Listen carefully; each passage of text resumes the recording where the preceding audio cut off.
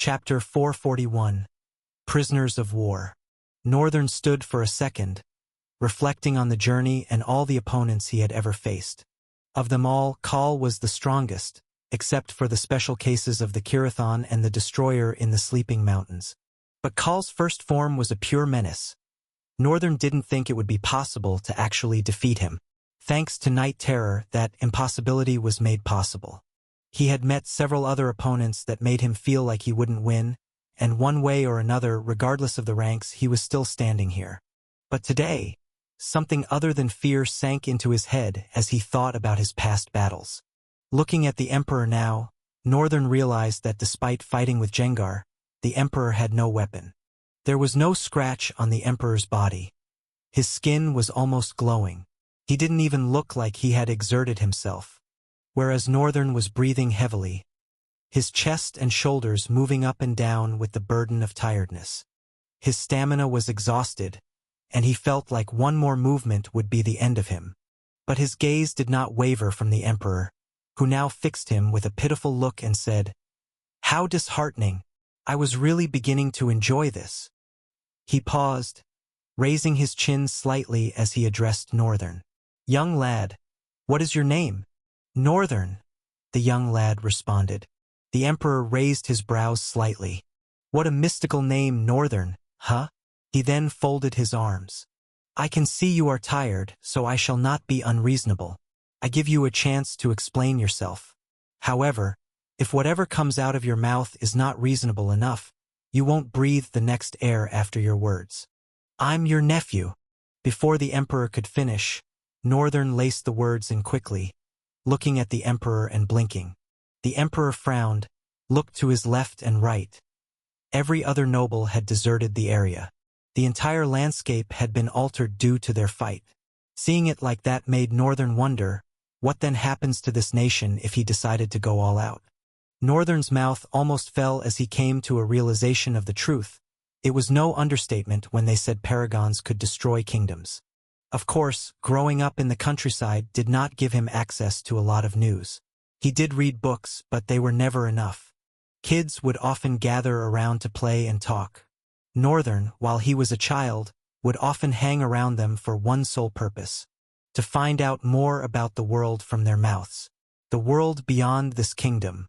He wanted to know if legends and heroes existed and how they were regarded. And he did find out to some extent. The ones he easily could hear about were paragons and how the ground could tremble under their step. Only one could tear down an entire nation. He also heard they had stellar forms. Northern was not sure what that was, so he dismissed it as the children's exaggeration. But right now, everything was playing out in his head, and he was realizing full well that the kids were right after all. Paragons exist on a different stratum entirely. And Northern's body shook with peace as he realized it. He was not giving up. He really wanted to think that he wasn't. But the Emperor was strong. This was the reality. Even after having the Emperor's ability, the impact of use could not compare. Their ranks were vastly different, so of course, the results of their abilities would be different. Northern breathed in and out before laying his eyes on the Emperor again, who now looked at him straight and asked, "What are you saying?" Northern shrugged. "It's simple. I am Lady Hinai's lost son, Rian." The Emperor grimaced, his right hand blazing with crimson flames that soared high. He was about to move a step when someone suddenly appeared between the two of them, kneeling. The flame in the Emperor's hand instantly vanished, oozing smoke. "Gwili, what are you doing?" "Protecting the bastard who dares to sully my sister's name with his mouth." The Emperor's tone was thick and intimidating, at the same time very cold. In every shape and form, he was what a typical strong emperor would look like. Northern was almost admiring him. Gulliver lowered his head more as he responded to the Emperor. "He is right. This is Lady Hinai's son." The Emperor's eyes widened. "What do you mean, Gwili? Do you have a death wish?" "I'm sorry, Your Majesty. We just found out about it yesterday." His voice did not shake or tremble. It was firm and definite as he delivered the message. The Emperor's eyes widened even more as they focused on Northern, followed by his mouth slightly opening in realization. It was only when he had focused on Northern's face that he truly realized. If he had probably not been caught up in whatever that was, he would have discovered that Northern was his sister's child who had died years ago. But how? Gahalad was one of the very few who knew the details surrounding Northern's death as an infant, even more than his own birth mother. It was the reason why he was struck with so much intense surprise. Shakily, he moved his hand forward and touched Northern's cheek. Northern sighed. At the same moment, coincidentally, he couldn't hold it in anymore. He felt strength leave his body as he slumped down. Fortunately, the Emperor caught him and leaned him towards his hand. Guinevere stood up and stepped back a little, giving the Emperor space to support Northern well. The Emperor looked at the unconscious Northern. "Gwili, are you sure?" The Tower Sage nodded his head. "He might be a shady one, but he is the real thing. He is her son." A wide smile spread across Gahalad's face. "Her son? And he's so strong." Suddenly, a loud horn reverberated through the air. Immediately, the Emperor and the Tower Sage looked toward the direction of the harbor. One of the enormous colossal beasts of the sea was slowly moving away from the shore. The Emperor allowed a tense frown and said, "Go and attend to that. I shall withdraw with this boy now." "No, you won't," someone from above shouted. The Emperor naturally looked up. Above him was a dark-haired girl with pitch-black armor, with metallic wings, flying. He looked at the Tower Sage again and said, "She's the reason why all of this started. Capture her. But make sure she doesn't die." "I'm sorry, I cannot allow that." Another voice entered his ears. At this rate, he was beginning to get very irritated. He turned around to see who it was. The lady in the sky and the Tower Sage also looked to see. Raven's eyes widened when she realized the white-haired girl standing opposite the Emperor. She frowned and quickly landed in front of her. "What in the world are you doing, Terence?" Raven hurriedly said as she landed. The Saintess didn't bat an eye. She looked at Raven and then at Northern, leaning against the Emperor's hands. Then she frowned and looked at Raven again. "You think I wouldn't know?" Raven narrowed her eyes as she asked, "Know what?" "That you plan to surrender yourself to the Empire in order to pay for the atrocious things you've done."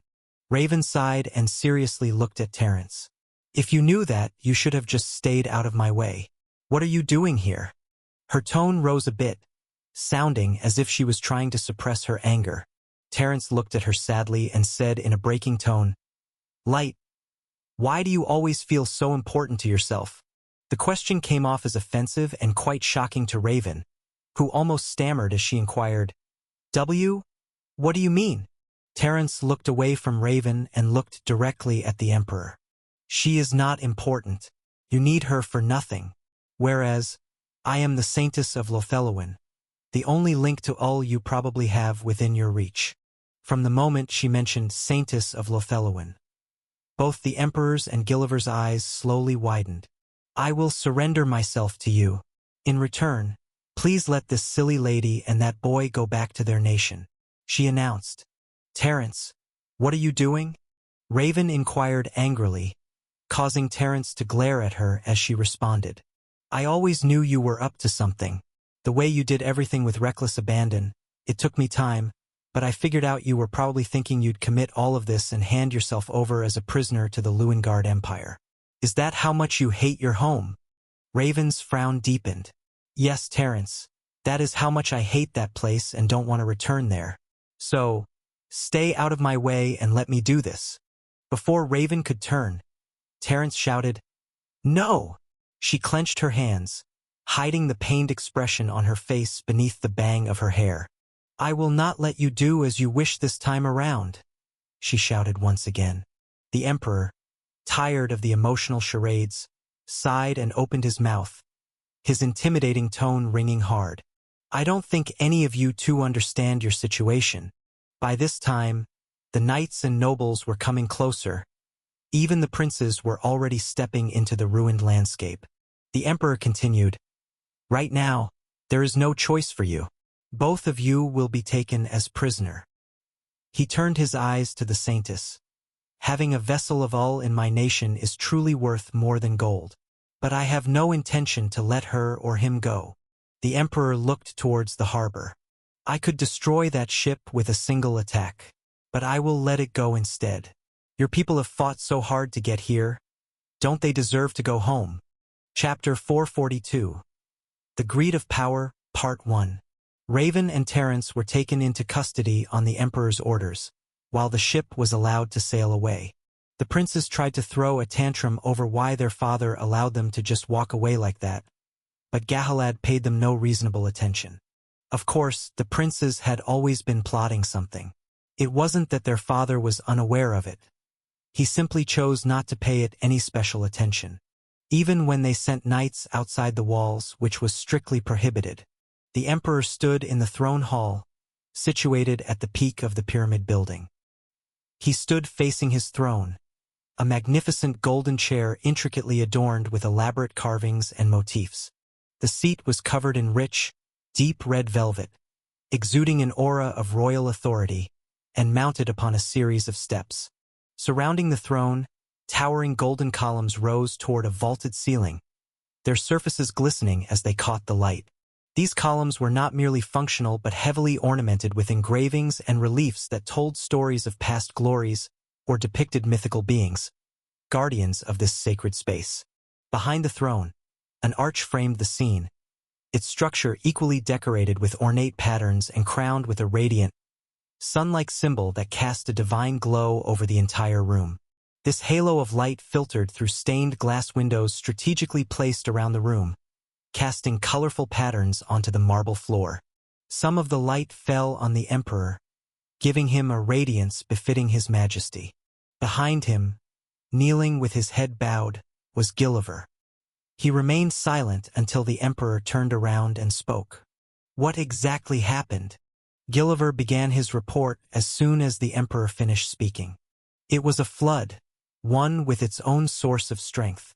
It was more than just a force of nature. It was as if this flood had a will of its own, one of destruction. Galahad scratched the stubble along the side of his jaw, looking unconcerned about what the tower sage had just reported. And where exactly is that flood now? He replied in a casual tone. Gulliver opened his mouth to speak but froze. His eyes went distant for a moment as he pondered how suddenly and suspiciously the flood had disappeared. It was as if it had dried up. How do I report this to the emperor? He thought, caught in a difficult dilemma. Then he looked at the emperor again with narrowing eyes. The emperor, as usual, returned his gaze with a heavy and overseeing look, as if he was viewing the entire kingdom at once. By appearance, he looked like a sharp young man nearing his 30s. But the emperor was already over 80 years old. His face radiated dignity and power. There was something vicious in the way his black eyes sat deeply calm within their sockets. Gulliver's eyes narrowed to slits. Then the tower sage asked, "Your Majesty, did you already know about this?" The emperor glanced at Gulliver and sighed. He then turned around and slowly began to climb the stairs toward his throne, speaking as he did. "It is not that I knew about it. It is just inevitable." His voice resonated through the hall, bouncing between the pillars. "Then you knew something about this and still let it happen?" The emperor did not respond immediately but took the next few minutes to reach his throne while Gulliver waited patiently. When he finally reached the peak of the golden stairs, he turned around and looked down. "Gulliver, when did I become a paragon?" 33 years ago." The emperor nodded and was silent for a couple of seconds before he spoke again. "It's been 33 years, Gulliver, and I am still stuck as a paragon. While I do feel the door to becoming a luminary within my grasp, it's just so difficult to break through." He paused and looked at Gulliver. "Do you think I am the only one who feels this way?" Gulliver shook his head. A small frown etched on his face as he answered, "No, Your Majesty. I am sure all the paragons in the world share your plight." He stared at the emperor with a puzzled expression. "You are probably thinking, what is the significance of my plight when half of our country was destroyed in one night?" Gulliver was not surprised that the emperor could guess what he was thinking. The man had been a keen observer and a wise counselor before his first entry into solitary training. Since then, He had slowly become detached from the affairs of the empire to the extent that he almost didn't care. That was the only reason the princes dared to act under their father's nose, to desire his throne while he was still very much alive. But guessing his thoughts would not fix the problem at hand. Merely displaying his keen observation skills would do nothing. As a matter of fact, Gulliver was beginning to think, perhaps even he is not fit to rule. The emperor smiled after he spoke. He looked into the tower sage's eyes from the throne, then leaned one hand on the armrest and rested his jaw on it. "Are you also thinking, maybe I'm not fit to rule anymore?" he asked the tower sage, an almost casual smile playing on his lips. Gulliver tried not to change his expression and refused to respond. The emperor then nodded, pressing his lips in considerate acceptance of the tower sage's silence. "You must be very angry with me," he began. "The tower has a supreme purpose, to oversee the acts of the emperor. They are a guide that points us toward the right path. When I was to take the throne from my father, you and I teamed up to take out the rest of them, making you the only tower sage remaining. Ever since then, you have tried your best for this nation. Without the other 4 tower seats, one would think the tower would lose its significance in our nation. But you proved both the nobles and the people wrong. Together, Gulliver, you and I created a powerful nation." He stopped, looked distant for a heartbeat, and slowly his face began to contort with anger. Chapter 443. The Greed of Power, Part 2. His tone grew so intense that it seemed like the room itself was trembling. "And at the end of the day, what are we? A secondary nation, not even large enough to be respected as an empire, one that exists as a vassal state and an extension of Riemgard." The emperor spoke with such anger. "My father and his father served like fools. They honored and followed the will of the first emperor, who was a blockhead with no ambition of his own. Do you know what are considered values for the emperor of Luingard? Do you even know what Luingard is? Loyalty, obedience, accountability, adaptability, supportiveness, communication, humility. Tell me why. Why do I, as an emperor, need to be accountable to a damn country that sits on the other side of this sea? Why should I owe them my loyalty? Isn't it insane?" His voice slowly receded. "We cannot stand alone. In fact, we are not worthy enough to become a kingdom. The world only recognizes us as an empire because Riemgard says we are. We are barely even a city. Everything we have is handed down to us. The incredible walls, the riches, the knights, even the people. Everything is given to us." He stopped abruptly, his brows trembling. "Tell me, Gulliver, am I not even worse than a puppet king?" The tower sage stared at the emperor. At this point, he couldn't maintain a cold, indifferent face anymore. A slight frown laced his brows, and he lowered his head, clenching his teeth and jaw. He also knew what Galahad was talking about. The tower was, in fact, created by a faction from Riemgard known as the Watchers.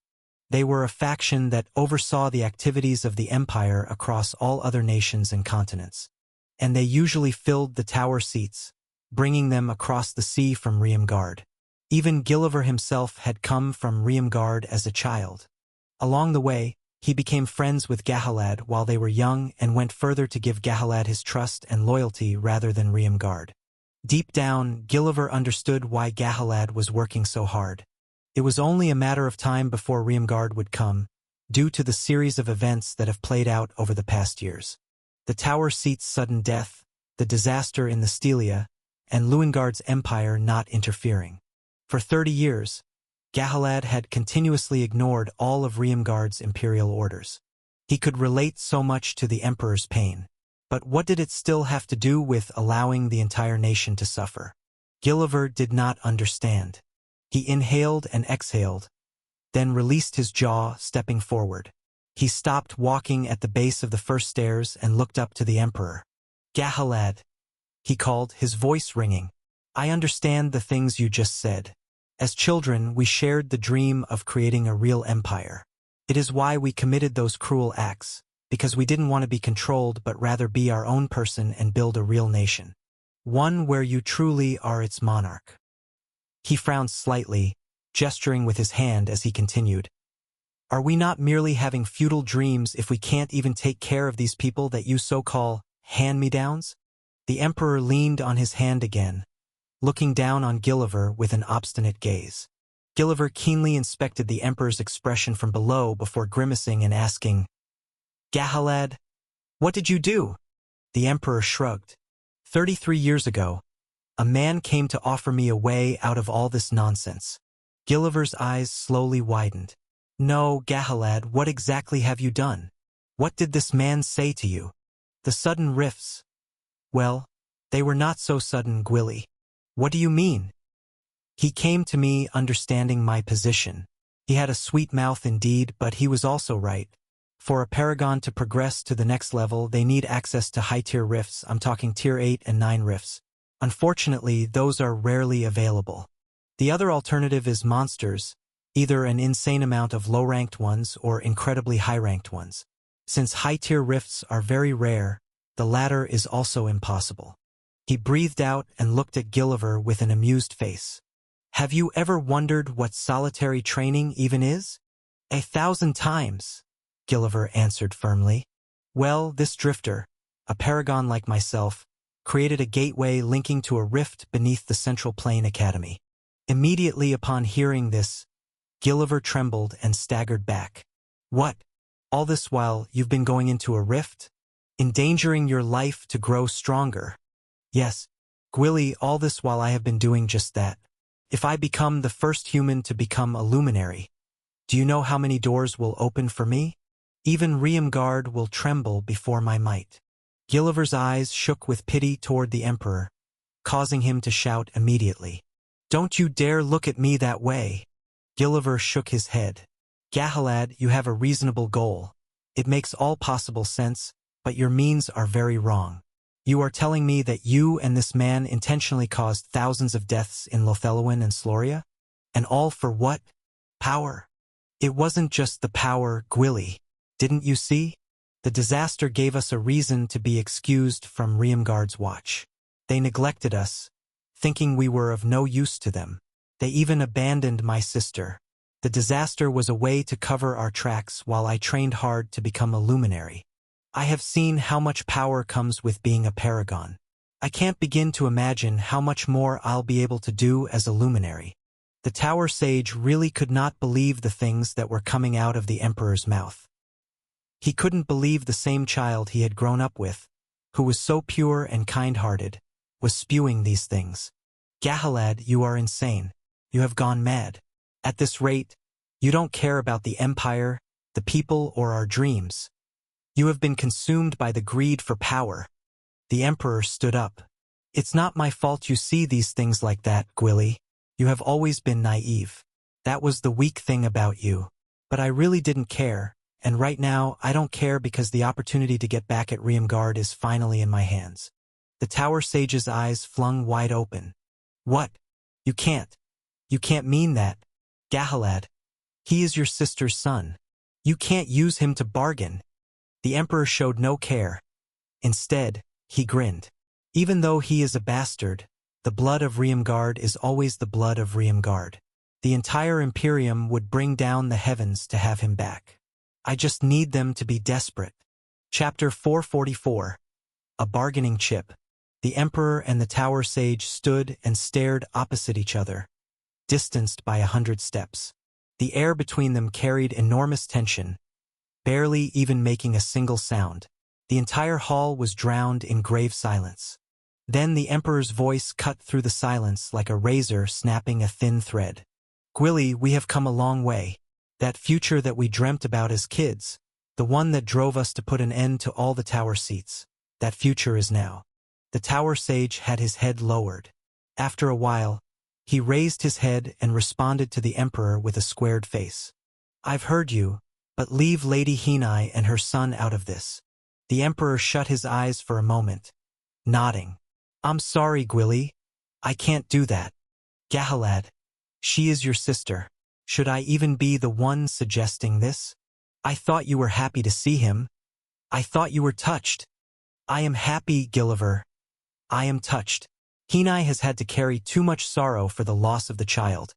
She had suffered internally. He left a void in her. And you still want to do this to her?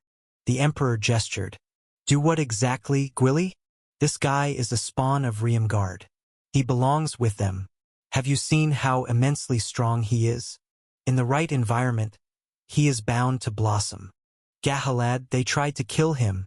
You know that. He will be fine. Gilliver froze in shock, blinking for a few heartbeats. You can't be serious right now. You are going to just displace the boy like that. Emperor Gahalad took one step and appeared in front of Gilliver with a blast of wind. The tower sage did not flinch. He glared at the emperor sternly. The emperor slowly raised his hand, then placed it on Gilliver's right shoulder. I will give you the time you need to make your decision and choose your side. It's not like I'm trying to kill Hinai's son. I'm only doing what is best for the kid's growth. Gilliver grimaced. Is that what you're telling yourself? Gwili, I need to rest. My training is not over. The emperor let out a sigh before continuing. With the students returned to the central plain, a new era will be ushered in. What do you mean? The tower sage inquired with a frown. I was not the only one with something to gain from this event. In fact, that man was more crafty than I thought. If I am right, he is probably closer to becoming a luminary than I thought. More so, all the students that are on that ship cannot be compared to the drifters that already exist in the Central Plains. Gwili narrowed his eyes, digesting and meticulously thinking about what the emperor was saying. A master among their ranks would defeat a contemporary master in the Central Plains. I'm sure a sage could even defeat the best sages. That man created a whole bunch of monsters. The emperor erased the small smile on his lips, looking down for a moment as his voice resonated again. And out of all these hordes of monsters, it seems my cousin is the most fearsome of them all. The emperor nodded and patted the tower sage. I'll talk to you later. For now I have to rest. Please keep my useless sons away from my chamber, and when the boy eventually awakes, I should be the second person that knows. He walked out of the throne hall, leaving Gilliver alone in there. For a few seconds, Gilliver stood in silence, his eyes lost in distant thoughts. Then, all of a sudden, he jacked himself back to reality and hurried out of the throne hall. He immediately made his way to Hinai's chambers, where Northern was peacefully sleeping. He had first been moved to an infirmary, but Lady Hinai herself had moved him to her quarters after a grand room was hastily prepared to accommodate him. Hinai sat night and day beside Northern as he lumbered deeply, almost as if he was dead. His breath was barely noticeable, but the physician had confirmed his vitals and told her that he was in good condition. All he just needed was a lot of rest, which Hinai was giving him. After a while, when Northern was brought in, Jesai had secretly approached her and told her all about Northern before now, including the part where she told Northern about his mother. Although she didn't expect him to make his way to the Empire almost immediately, Hinai easily believed her story because she knew Jesai. She had seen the young lady, although Jesai seemed to be the one obsessing over her more. Along with Jesai secretly residing in the quarters made for Northern, Hinai had been protecting the two for the past 3 days, and she was ready to continue that way. But Gilliver suddenly bolted into Hinai's compartment of the palace, not reducing his speed until he got to her quarters. Of course, no guards dared stop him, but there were several eyes around. He didn't seem to care now, however. He just wanted to get something done and get it done fast. As he reached in front of the quarters, Hinai's maiden, a violet-haired young woman with a mole beneath her right eye, stepped outside. She was not just Hinai's maiden. She was the chief maiden of the entire imperial palace and a friend to Hinai.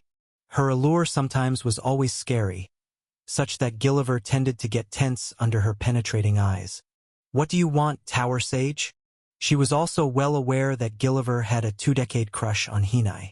The poor guy stammered for a second, then managed to calm his breathing. He looked into the lady's eyes and continued, Mariam, I need to see Hinai. Oh, if you can be so bold in front of me, it must be something important.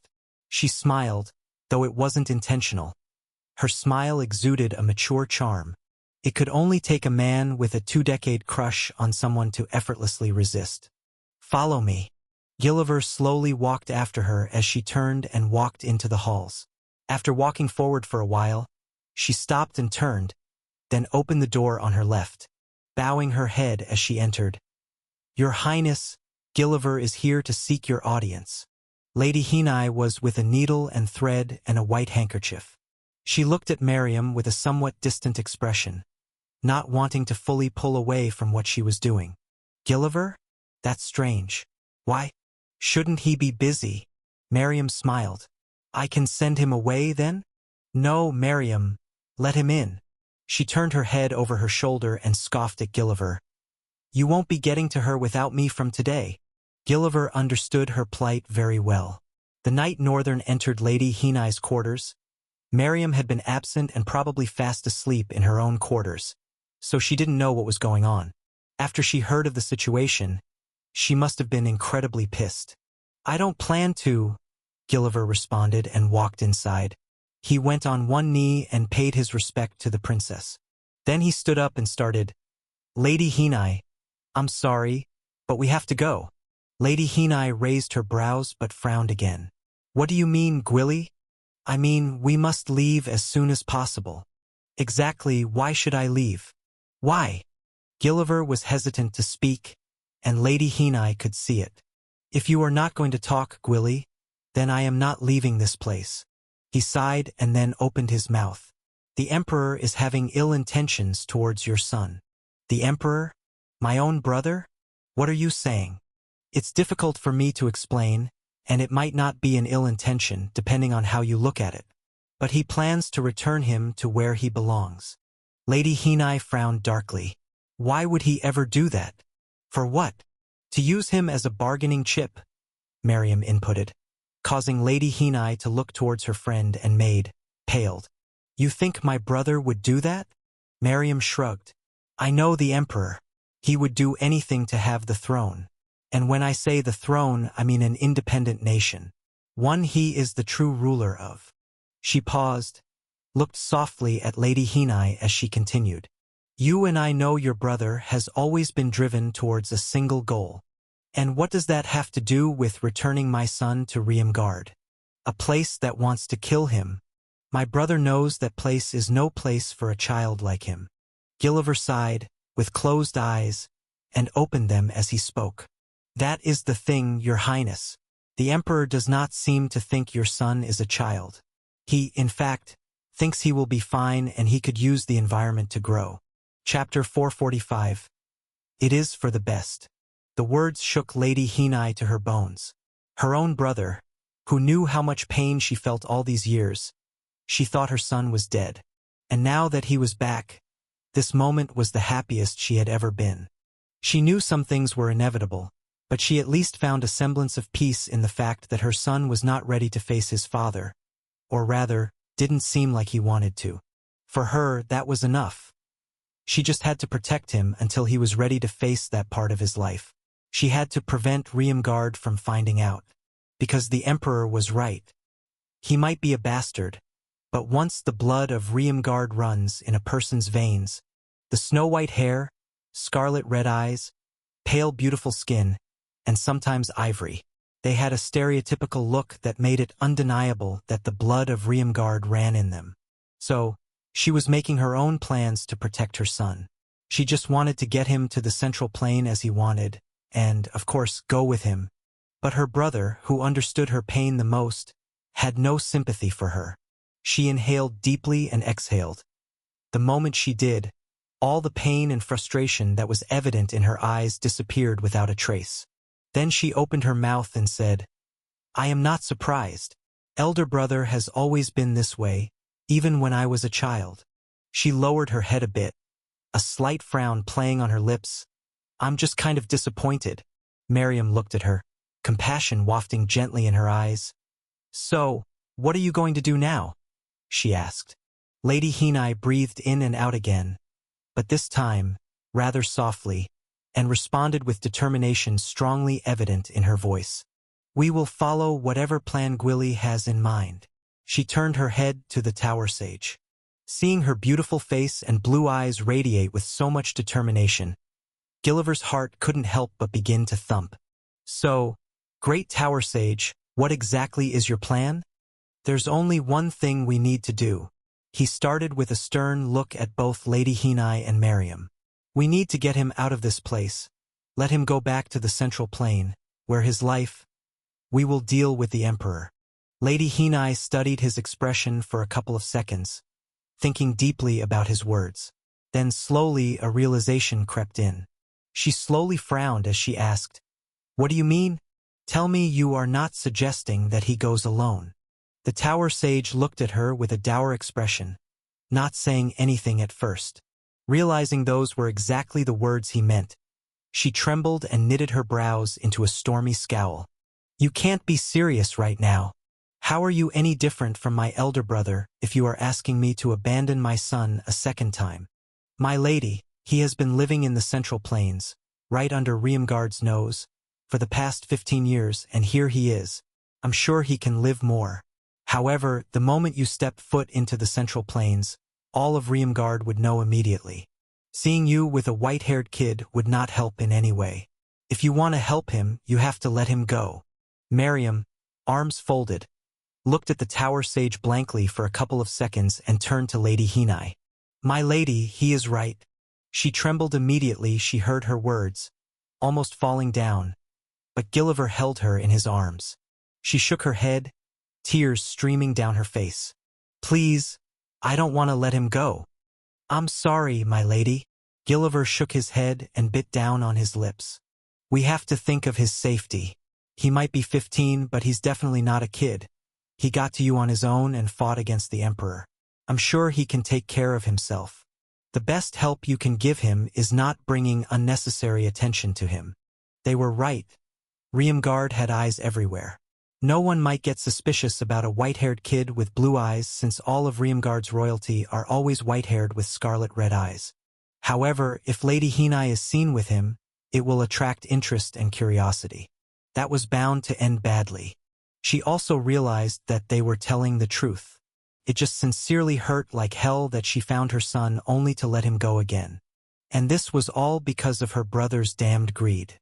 Miriam fixed her eyes on the Tower Sage. "So, what do you plan to do about that now? The Emperor, how will he not know?" The Tower Sage sighed and walked forward, slightly opening the curtain of Northern's bed to check his state. However, their eyes widened. Lady Hinai scurried over to the empty bed. "My son, my son, my son. Where is my son?" The Tower Sage frowned and looked distant for a second. Then he held Lady Hinai's arm, stopping her from thrashing the bed any further. "Perhaps this is for the best." The lady gave the Tower Sage a pale look of absurdity, causing him to lower his head slightly as he explained. "We didn't see him leave the room, so we can be rest assured that he is not in danger." Rest assured? What if someone used invisibility and took him away? Gilliver straightened his head with confidence. "That is impossible, my lady. No one can bypass my detection ability." "Didn't he just do that?" The Tower Sage looked around the room before responding. "I never noticed because he left this space for another one." Lady Hinai paled even more, fuming with questions. "What does that even mean?" Gilliver was about to open his mouth to start talking, but his eyes caught the vicious glare in Miriam's eyes. They obviously made the message clear to him. "You really want to start explaining all the magic art nonsense to her?" Gilliver was honest to a fault in certain regards. He was the kind of guy who didn't recognize rhetoric. Not that he wasn't intelligent, he was just an honest nerd. He paused for a second and started again. "I'm sure he is trying to run away from this place. Perhaps he has heard our conversation. Why don't we just pave the way for him instead? This way, we can make it look like he escaped on his own and deal with the Emperor ourselves." Lady Hinai felt her strength drain as she sat on the bed. Miriam gently walked closer to her and touched her shoulder. "The Tower Sage is correct. Don't worry, your son is alive. I promise that I will make sure both of you meet again." Chapter 446. Reach for Freedom. Northern sat cross-legged in the throne seat of the Void Palace for a while, listening to the conversations of the people in the room. He had silently removed himself from their space and entered into the limitless void the moment Gulliver entered the room and Lady Henai's attention was diverted. He stayed there and listened in on their conversation until they were finally done. After which, he heaved a great sigh and uncrossed his legs, leaning back against the throne seat. Below him, standing in front of the flames, were his notable warriors, Black Mamba and Night Terror. Those were the two creatures of the void that had a sense of self independent of his own will, and they had chosen to stand there of their own accord. It seemed that, after meeting an incredibly strong opponent, everyone was having the time of their lives brooding with frustration. Night Terror did not have the usual emotionless flame burning in its eyes. Instead, it looked vicious and fiery. The red flames of its 4 eyes burned angularly with an intensity that had never been seen before, and Black Mamba's gaze was etched with an ignition of curiosity. There was a detached look in its eyes, even though they stayed glued to the monarch of the Void Palace who sat beyond. Northern did not mind the two of them. He had a bigger issue at hand, and that bigger issue was getting out of Lewengard. Compared to the others, he had a way out of this place. Even though it was a gigantic edifice, a ride in the end is still a ride. But Northern didn't want to cause another scene. Number 1. Number 2 was that it took a while for the tower mechanism to rev up and move. In that little while, he'd be really lucky if the Emperor had not destroyed him by then. Now that he was a first-hand witness of the might of a paragon, Northern could tell that he wouldn't survive a full-scale battle with one. The Emperor had clearly restrained himself a lot, and sincerely, Northern felt gratitude for it. His brawl with the Emperor a paragon had made things much clearer for him. His ultimate goal was being given a definite shape and form with each experience he encountered. And how could he not be grateful for that? Northern looked at his hands and muttered, "The power of a paragon, a luminary. I'm sure that is where true power begins. Then there is still the transcendent and the zenith, which is considered the peak that no one has ever reached, at least according to history that managed to reach the books." Northern narrowed his eyes forward. "I want to believe otherwise." He paused a bit, his face contorting with resolve. "It does not matter in this world and era.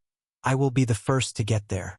I will stand at the peak, and I alone will be the honored one." Like a chain reaction, that flaming resolve also ignited in Black Mamba and Night Terror's eyes. Both creatures of the void gleamed with a dark resonance much deeper and more vicious than the origin of evil itself.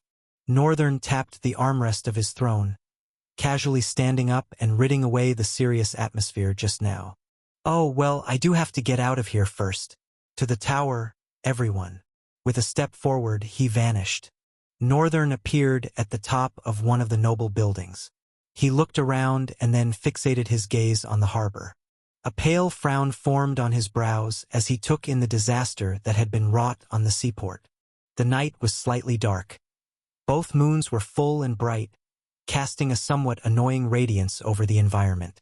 Even if it were darker than this, Northern would face no difficulty looking that far. He flinched and glanced back. Immediately, someone landed on the roof and went down on one knee. "Jessie, my lord, you are finally at home. Don't you want to stay? Return to your life."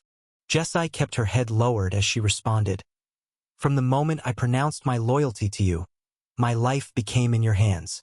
I have no life here. Moreover, Lady Henai personally instructed that I come with you." Northern raised a brow. "Mother said so?" Jessie nodded. "Yes, sir." She looked into Northern's face and slowly stood. After a couple of seconds of silence, she then spoke. "So, what is the plan?" Northern looked towards the harbor again, saying, "Well, the plan is quite simple. We are going to be riding the tower across the ocean." Jessie tilted her head in disbelief. "Sorry, my lord. Did you say you'll ride that tower you entered all the way to the central plain?" Northern shrugged. "Yes. Do you have objections? You have seen it before, haven't you?" Jessie responded with wide and distant eyes, simultaneously trying to remember the event. "Indeed." She sounded almost like she was mumbling. "Indeed, I have felt something like that." She looked at Northern. "But at the same time it's all the way across the sea." Northern's gaze remained fixated on the harbor even though she voiced her sincere concern. He didn't respond to her last words, drifting away in thought as he watched beyond the sea. Something registered in his head the longer his eyes stayed on the enormous body of water. It's within my reach.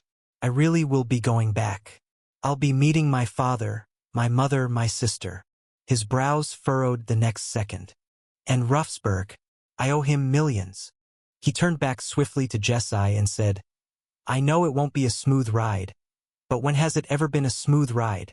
You might not be able to relate, but everything I have and am right now, I've had to battle death at its brink to have it.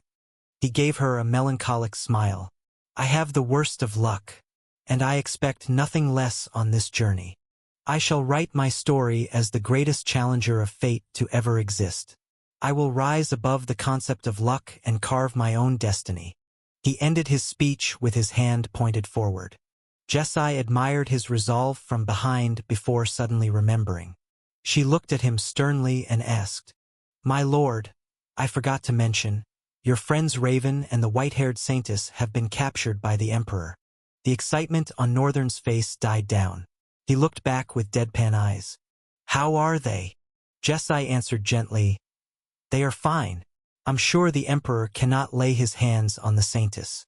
I'm not too sure about Raven. Northern breathed and turned back to the harbor. All is done that needs to be done. I suppose that is her definition of atonement, quite naive and stupid. Well, I don't see any need to save someone who has no value for people's lives. Jessie, let's go. Northern leaped away from the building. Jessie also followed. Chapter 447. Linus' Realization. Northern gently landed on the white sand of the harbor, with Jessie following right behind him. The place was in ruins. Shards of ships, both wooden and metal, were mercilessly ripped apart and scattered across the land. Some pieces even impaled building structures crudely. He looked around and clicked his tongue in pity. Raven, that girl is nuts, he thought as he carefully stepped over the debris buried in the soil. Jessie turned around and frowned, then faced Northern. My lord, she called out urgently. They're coming. They? Who are they? And why do you sound so scared? I'm sorry, my lord. You'll have to go forward on your own. I will protect you from behind. Northern turned around as she spoke, and immediately, a tense frown appeared on his face. Oh, I see what you're talking about. I don't know why 3 single-digit knights are marching towards us, but I'm guessing it has something to do with the princes. Either way, don't worry, I will handle this. Northern smiled, gently touched her shoulder, and said in a compassionate tone, Jessie. She raised her eyes to meet his, confusion flickering in her gaze as Northern continued. Don't worry, I will take care of all 3 of them. He gently pushed her backward as he stepped forward and then snapped his fingers.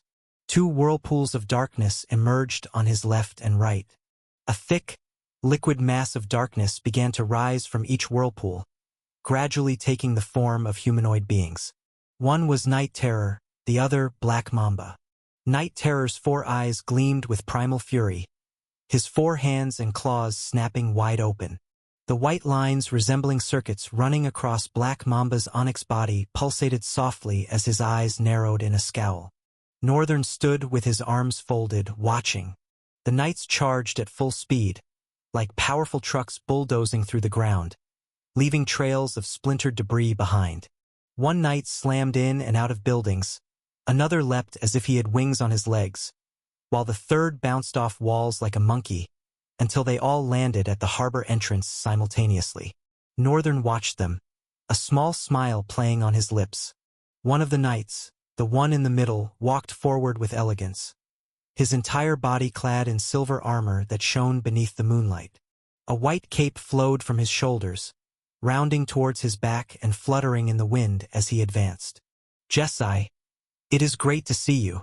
The moment Jessie saw him land, her eyes trembled, widening in fear that seemed to reach her very core.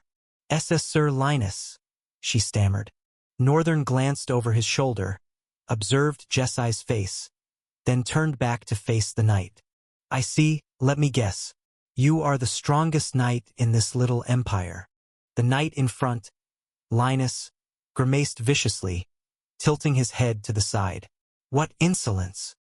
His pale blue eye furrowed, glowing with an almost eerie intensity, a beacon of cold determination and untamed power. A mane of lustrous black hair cascaded in wild, rebellious strands, framing a face marked by past battles. A jagged scar slashed across the right side of his face, a testament to his survival and defiance against forces that had once sought to break him. The scar didn't diminish his fierce appearance. Rather, it accentuated the hard lines of his jaw and the unyielding set of his mouth. A dark eye patch covered his right eye, worn like a trophy of secrets yet to be revealed, restrained only by the thin strip of cloth that concealed it from the world. As his cape moved subtly in the breeze, it seemed almost alive with the same restless energy that crackled in the air around him. There was a stillness in his posture, a deliberate calm that belied the storm brewing beneath. In every aspect, he radiated the aura not just of a warrior, but of a guardian and a rogue element that refused to be tamed.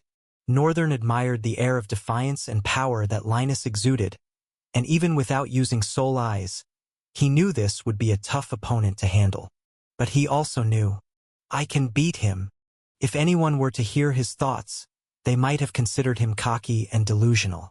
The difference in their ranks didn't need to be stated. It was evident as both sides stood apart. While Night Terror and Black Mamba exuded a feral intensity, Northern appeared quite ordinary in comparison. Linus stared at Northern for a few more seconds, raising his chin with pride before choosing to overlook the insult Northern had just delivered. He shifted his gaze from the boy to Jeskai, who stood behind him. I will give you a chance to redeem yourself, Jeskai. Everything you have worked for, don't throw it away for some stranger. Capture him and take him to the first prince, and you shall be granted a single-digit armor. Jeskai wrinkled her nose in disgust. That's nonsense. Suddenly, all the fear she had felt moments ago seemed to vanish completely. She continued, Sir Linus, I am disappointed. Even now, you don't consider me worthy of earning a single digit on my own. The only reason you're making this offer is because you know he stood his ground against the Emperor himself. The Emperor went easy on him. Jeskai, don't get cocky with me. The Emperor going easy on him doesn't change the fact that he fought a paragon and survived, and everyone knows my lord isn't even a master yet, she said confidently, her shoulders squared. Linus' expression darkened, his voice low as though he were clenching his teeth to suppress his anger. Your lord. Jeskai grinned and responded, Yes, the only one deserving of my service. She stood tall, her words and posture brimming with confidence, and Northern couldn't help but feel proud of her. You ungrateful bit. Before he could finish, something flashed and scraped along his cheek. Don't you dare call her that. I'm the only one allowed to use that word. Northern stood with his hand extended, his expression serious. He had clearly thrown something to silence Linus. Next time I won't miss. The troubling thing was that Linus hadn't seen it happen. It was just as the white-haired boy had said. It was an intentional miss, which meant that if Northern had wanted to, Linus would be dead already. The realization sent a cold chill down Linus' spine. Chapter 448. The Shape of the Tower, Part 1. There's something unsettling about him. When did he move? How? While Linus himself was pounding, the other two knights, witnessing what had just happened, stomped forward in anger. How dare you? One of them bellowed as they both shot out to attack Northern, but they were met by Night Terror and Black Mamba, who rushed in the moment the two knights moved. The knights' reflexes were incredible. As both creatures lunged in, one with razor-sharp claws and the other throwing a punch with the might of a mountain. Mid-motion, the knights pivoted, throwing their bodies out of the way, causing the attacks to hit only air. The wind trembled and blasted off, harassing Linus, who was standing behind.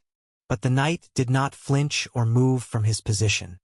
His one eye was glued to Northern with a cold and calculating demeanor. Northern returned the cold glare, his own gaze more insidious and deadly in its nonchalance. But Northern was also worried, I really can't afford to face these guys right now. I don't want the Emperor catching up with me. It's pretty clear he wouldn't let me go. Northern raised his chin slightly as he thought of a suitable solution. At that time, Black Mamba and Night Terror had engaged the two knights. The clash was sending clangs of metal and bones ringing into the air. The only one who seemed to be a little hesitant was Linus, probably fearing defeat. Northern smiled and spoke. I guess that's the thing about being the strongest. You don't want to lose to anyone. Hearing his voice, Linus frowned and inquired, "What do you mean, child?" He emphasized his last words, obviously attempting to taunt Northern. But Northern had accepted himself as a child long ago. That part didn't even faze him. If you're going to get me out of this cool-headed state, you'll have to do a much better job than calling a child like me a child. I mean, in the end, I'm not even 17 yet. Linus widened his eyes. Northern smiled even more. Now, that reaction of yours is priceless. Just imagine a rank 1 knight like you being defeated by a 15-year-old. It wouldn't look too good for your records, would it? Linus frowned, almost leaning forward as he growled. You shut up. I would never lose to a child like you. Yes, sure, if you don't fight me. But if you do, you will. So if you don't want to lose to a child like me, just turn around and leave. Linus gritted his teeth, glaring at Northern. His calm gaze from before had exploded into intense fury. But Northern kept a deadpan expression. Look, Lion, or whatever your name is, I'm giving you a free ticket to walk away from your own demise. Please be humble and accept it, he advised Linus tiredly. The knight, on the other hand, only became more infuriated. He lowered his head in anger, white lightning crackling out of his armor as he extended his right hand. My lord, all he needs is a single strike to take you down. His ability can be very tricky. I have studied him all my life. Do not take his attack head-on, Jeskai admonished from behind. I was never planning to. Northern gave her a side look and focused back on the man in front of him. Responding to Linus's attack stance, Northern also stretched one hand forward. I'm sorry, but it seems this is the only way. I can't stay here any longer. Linus, with 2 fingers, began to draw a linear line in the air. The line immediately transitioned into a long rod of white lightning crackling with thousands of sparks. Northern squinted his eyes. Oh damn, this is going to cause so much damage to my world. Light of the Noble.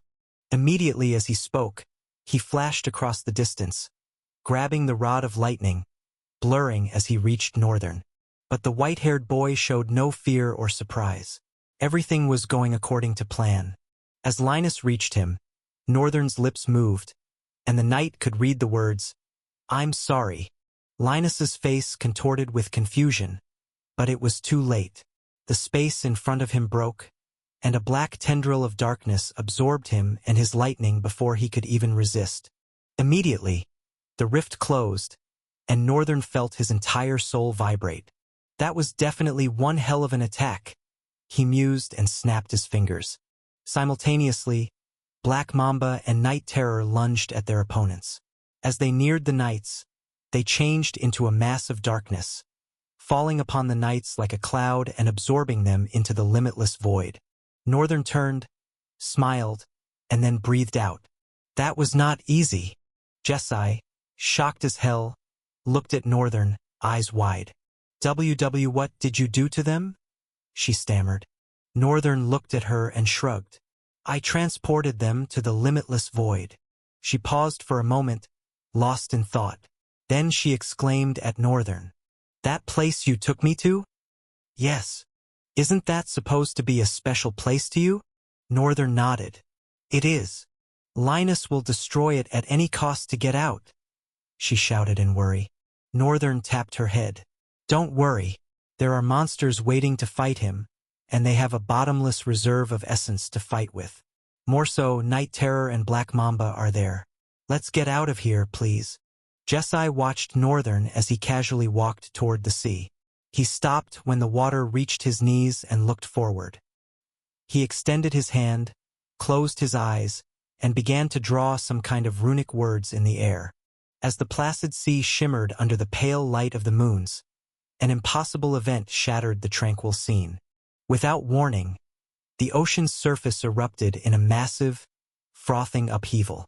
In a heartbeat, a colossal structure burst forth from the depths as if birthed by the sea itself.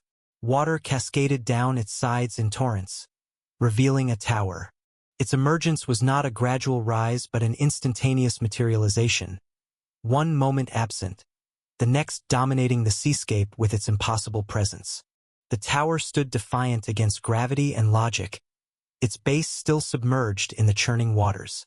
Its form was ancient and seemingly decrepit in architecture. Northern did not stop there. He continued to weave words into the air, using his fingers to write runes. Meanwhile, Jesai stood there, frozen in shock. As the tower stood sentinel over the roiling sea, an even more extraordinary metamorphosis began. The structure shuddered, a deep groan reverberating through its core. Slowly at first, then with increasing speed, the tower began to shift and change. Chapter 449. The Shape of the Tower, Part 2. When Northern became the master of the Tower of Trammel, he inherited the memories of all other tower masters. Yes, from that moment he already knew how he was going to travel out of Stelia. It was the reason why he took such measures to go to the Luengard Empire. He bothered asking his mother for help because he didn't want to cause a scene. The moment the tower appeared, every eye was going to be on it. However, thanks to the chaos Raven had wrought in this nation, people didn't seem to have seen it. Perhaps many were busy looking for a way to save what was left of their homes and lives, placing petitions and waiting on the Emperor to tell them what exactly went wrong. Even those that probably saw the structure were not blessed with the luxury to care, which, on one hand, worked to his own benefit but didn't make what Raven had done any more tolerable. Massive sections of the tower's edifice started to peel away, moving with ponderous grace. What seemed like immovable stone now flowed like liquid, defying all known laws of physics. The spiraling buttresses unfurled, stretching outward to form the beginnings of a hull. The tower's pinnacle tilted, descending gradually to become the ship's bow. As the transformation progressed, the air filled with the sound of grinding stone and the hiss of displaced water. The tower's midsection bulged outward, its smooth sides taking on the ridged appearance of a vessel's hull. Windows morphed into portholes, their glass gleaming with an otherworldly iridescence. Where moments ago a tower pierced the sky, now a colossal ship took shape. Its hull, gray and textured, bore the unmistakable appearance of weathered cement. Massive stone blocks, seamlessly fused, formed the deck and superstructure. It was as if an ancient fortress had been uprooted and set afloat. The ship's stern rose from the water last, completing the surreal transformation. Ornate carvings, once decorative elements of the tower, now adorned the ship's sides, telling tales of forgotten civilizations and cosmic journeys. As the metamorphosis concluded, the vessel settled into the waves with surprising buoyancy. Despite its stone construction, it rode the swells with the grace of a traditional ship. Mist rose from where the cool sea met the warm stone, shrouding the lower decks in an ethereal veil. Northern raised his head, almost craning his neck to take in the entire view. It looked like a titan of the waves, a marvel crafted from dreams. En impossible existence. Northern was awed to his very core. Out of the memories he had inherited, there was a particular one he had learned about the shape of the tower. Northern had even seen how the tower was created, and a certain nomenclature from that memory stuck in his head. Hand of Fire. He murmured the words as he bestowed his eyes upon the might of the tower, now a colossal ship that would carry him all the way to the Central Plains. From the memories of all past tower masters, even up to the first, Northern had them all written down in his head. The divine and unhuman hand that built this edifice. The strange reality that has caused every master to question the true shape of the tower. The Tower of Trammel wasn't just an edifice that could change to a ship. It was an edifice that was given to the ship by the will of its master. There were more complications to it, but Northern didn't think now was the time to ponder upon those. Northern felt his heart beat fast as he realized that indeed, the way home had finally been paved.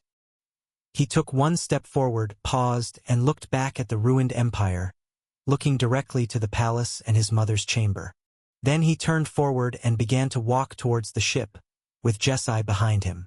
As he neared the ship, a door opened out of its concrete, and floating stairs arranged out of it, granting Northern an entry with majesty. Northern stepped into the control room, his footsteps echoing against the stone floor. Unlike traditional ships, where the bridge was situated on the upper deck, this control center was nestled deep within the vessel's heart. The room was a perfect fusion of ancient architecture and otherworldly technology. Crystalline panels lined the walls, pulsing with an inner light that seemed to respond to Northern's presence.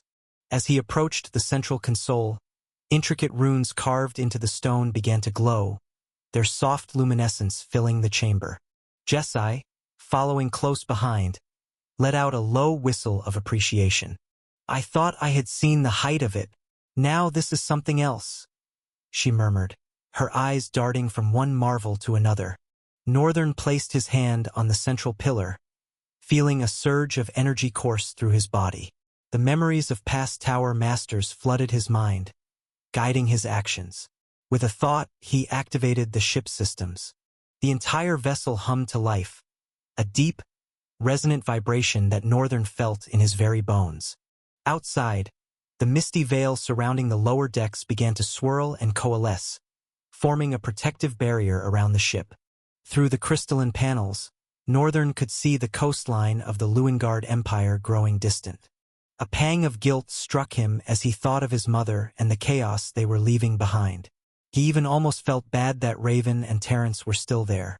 But if there was anything he was sure about, it's the fact that he knows that Raven is only allowing herself to be taken because she wants to be taken.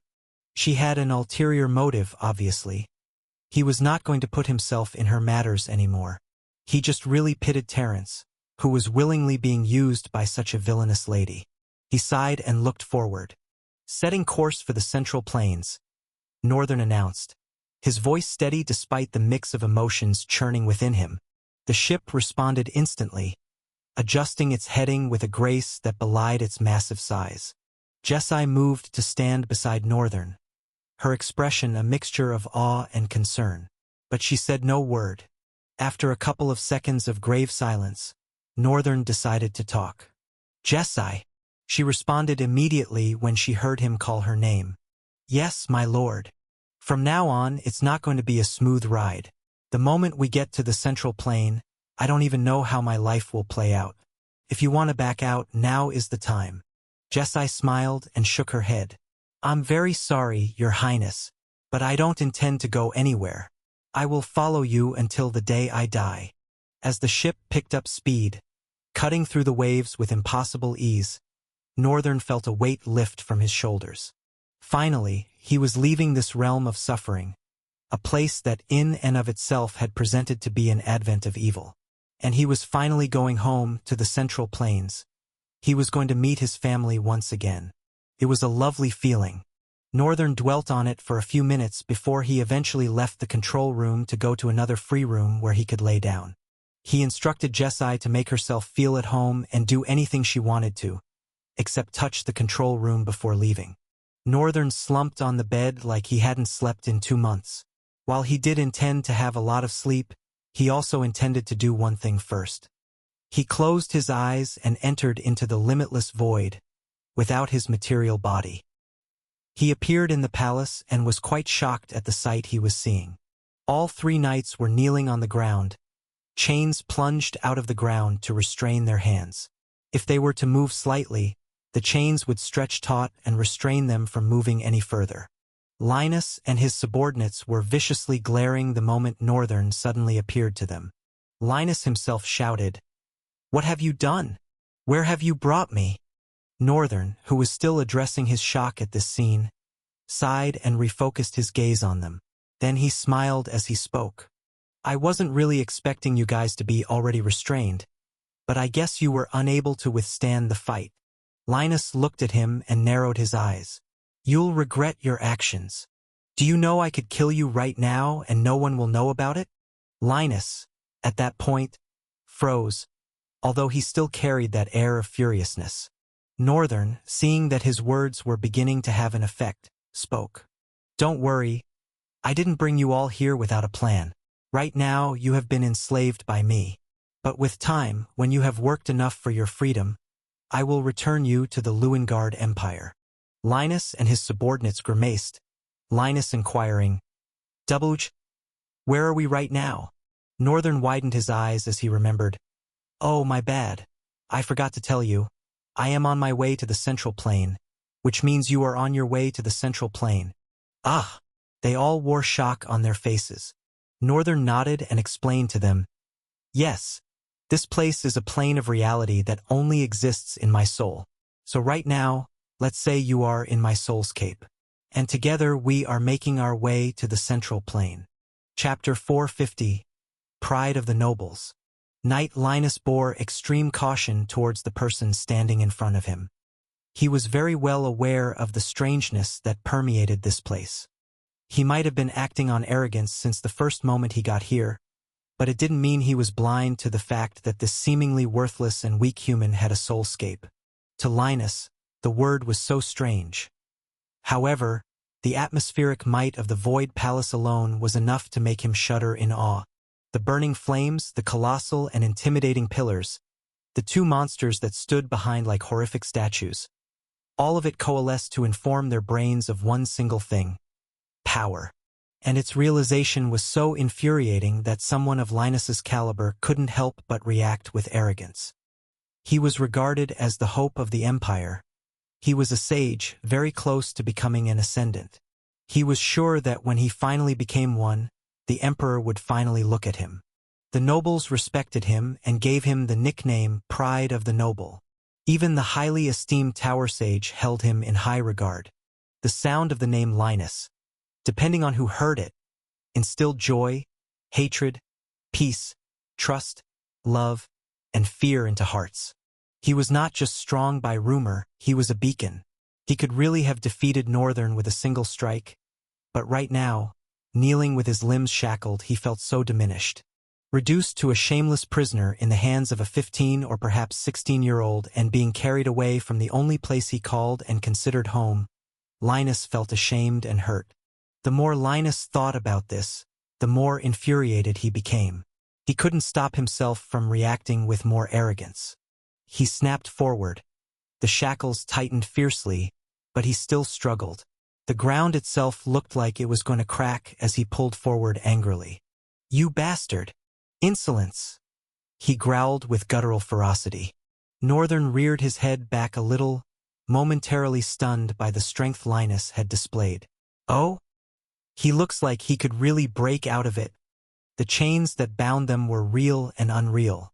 They existed because Northern willed them, but they were not a fundamental and factual part of the Void Palace, nor of the limitless void itself. Northern could will a tree to grow in the limitless void, and it would happen exactly as he wished. But that tree, however, is not a factual existence of the limitless void compared to the Red Mines Mountains or the Ice Mountains and Volcanic Mountains, which were now a part of the limitless void. Because these secondary creations were not a factual existence of the limitless void but rather of Northern's will, they bore a durability that was, of course, relative to the will of the Creator. While a normal tree in the limitless void could be destroyed to splinters, a tree created by Northern in the limitless void might survive equal damage without a scratch or might not even require as much damage to be destroyed to splinters. It was a factor of Northern's will. Hence, this chain that was binding Linus and his subordinate to the ground was something that Northern's will had made available. It was supposed to be as strong as the ground of the Void Palace itself, yet Linus pulled it with so much force that even the ground of that particular area was trembling. He really had to applaud Linus's strength in his head. A smile crawled out of Northern's mouth. He admired the sight. Seeing someone like Linus growl with anger but ultimately unable to change his situation filled him with so much ecstasy. It was a different kind of enjoyment. I could get used to this. Northern chuckled internally. If you cooperate with me, I promise to bring you back in one piece. Linus's face was like that of a furious beast, gritting his teeth ferociously. He leaned forward with more force, his hands being powerfully pulled back by the shackles. And if I don't? His tones sounded unintimidated, stubborn, and ringing with a fierce intensity. Northern casually shrugged but vanished immediately. Before Linus's eyes could register him vanishing, Northern crushed Linus to the ground, pinning his face to the ground with a foot. He leaned his head towards the knight and made it clear, "I really might not be able to guarantee you will return at all." He grinned. "Be it number 1 or 2. I'm pretty sure the Emperor wouldn't care about the sudden disappearance of 3 knights." He removed his leg and walked back, gesturing delightfully with his hands as he continued. "And even if he does, what good does it do? They will never find you." He stopped beside one of the other 2 and tapped their shoulder sympathetically. "You won't hate it, I promise." Northern then moved his eyes to Night Terror and Black Mamba. "How about you take these fellas to Lamla and have him join the rest of the monsters in mining the red crystals for now?" As soon as Northern spoke, the shackles molded out of the ground, growing into a single long chain with branches that restrained all 3 of them. Linus did not stop glaring even as both monsters hauled him and his subordinates away from the Void Palace. And Northern? He glared back with a nasty smirk drawn upon his pale face. After the 3 of them had left the palace, Northern sighed and straightened his expression.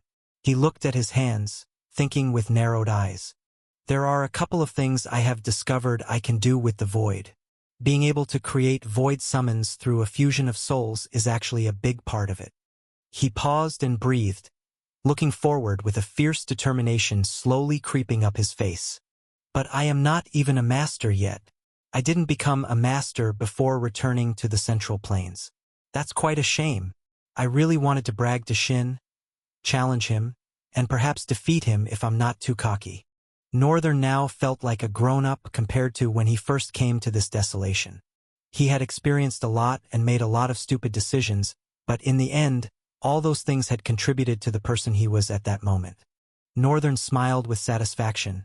In that moment, however, he suddenly felt a tremendous tremble from the tower, well, technically the tower ship. Chapter 451. Let's Dance.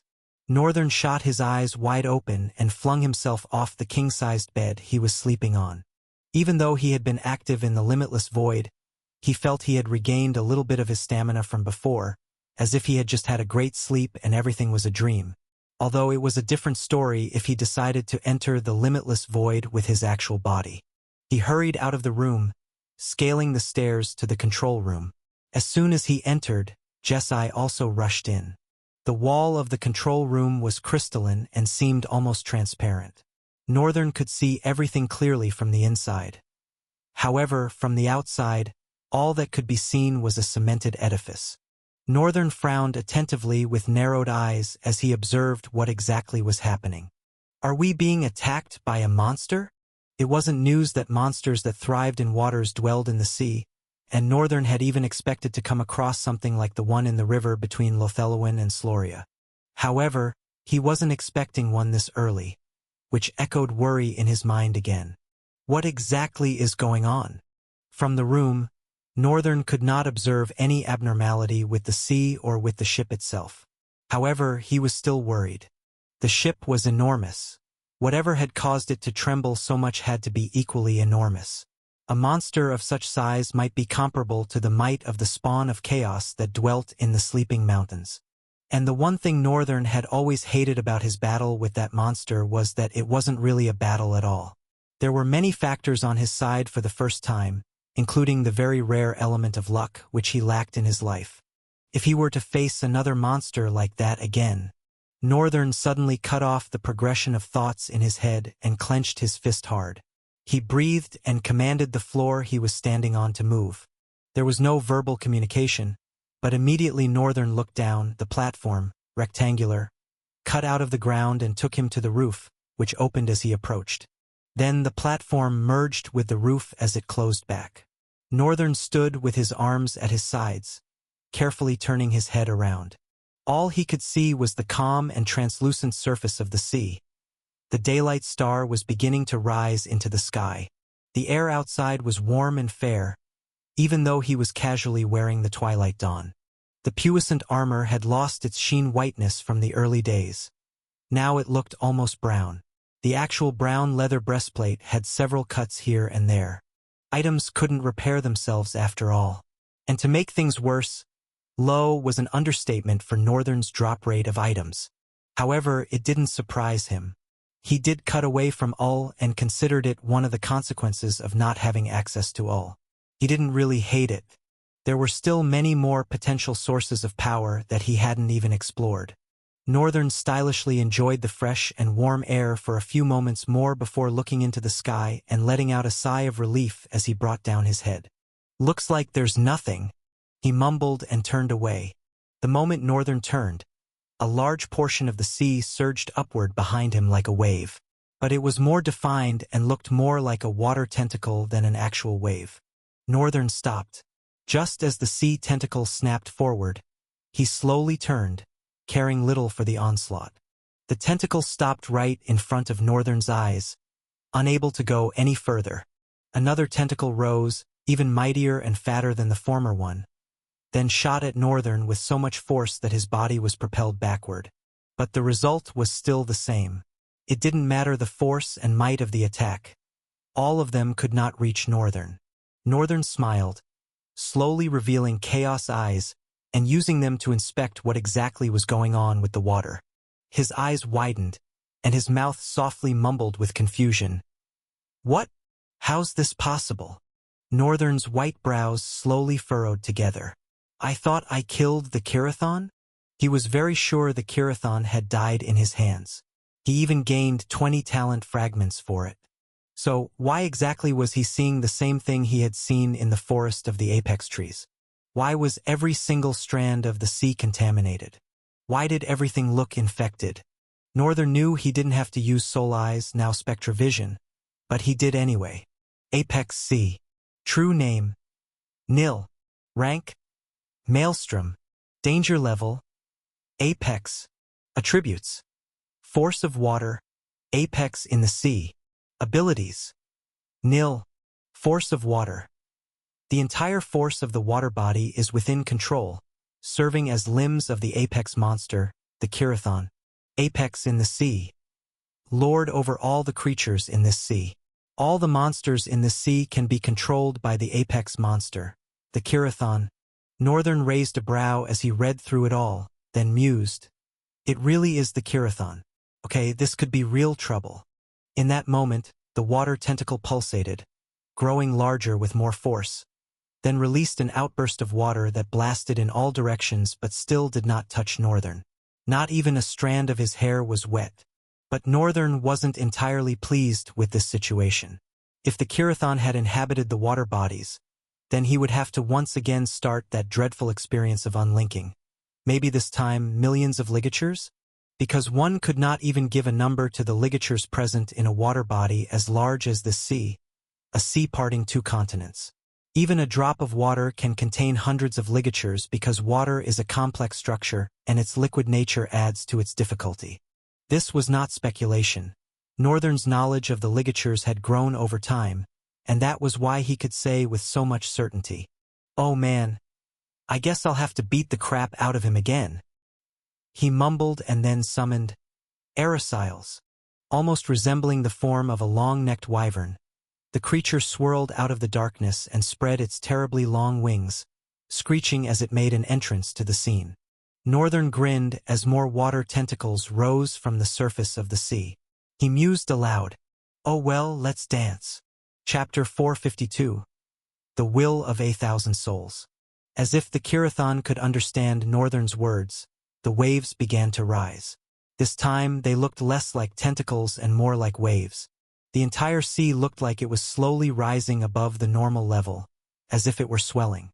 Northern showed no fear and instead stood carefree on Aerosyles, with his hands behind his back, even as the creature soared high into the blue sky that was slowly becoming tumultuous. The sea roared with a fury that shook the very heavens. Its once tranquil expanse was now a churning maelstrom of dark, frothing water, imbued with an unsettling sentience. It lashed out with violent intent, as if it were a beast, wounded and vengeful. From the roiling depths, colossal waves reared up like living walls, their crests crowned with frothy, jagged teeth. They surged upwards, propelled by the sea's newfound wrath, and Erisiles arched in mid-air, narrowly avoiding the first wave's crushing force. The sea's anger was tangible, a seething liquid rage that seemed to pulse with its own malevolent heartbeat. Northern's blue eyes, sharp and steely, scanned the chaos below.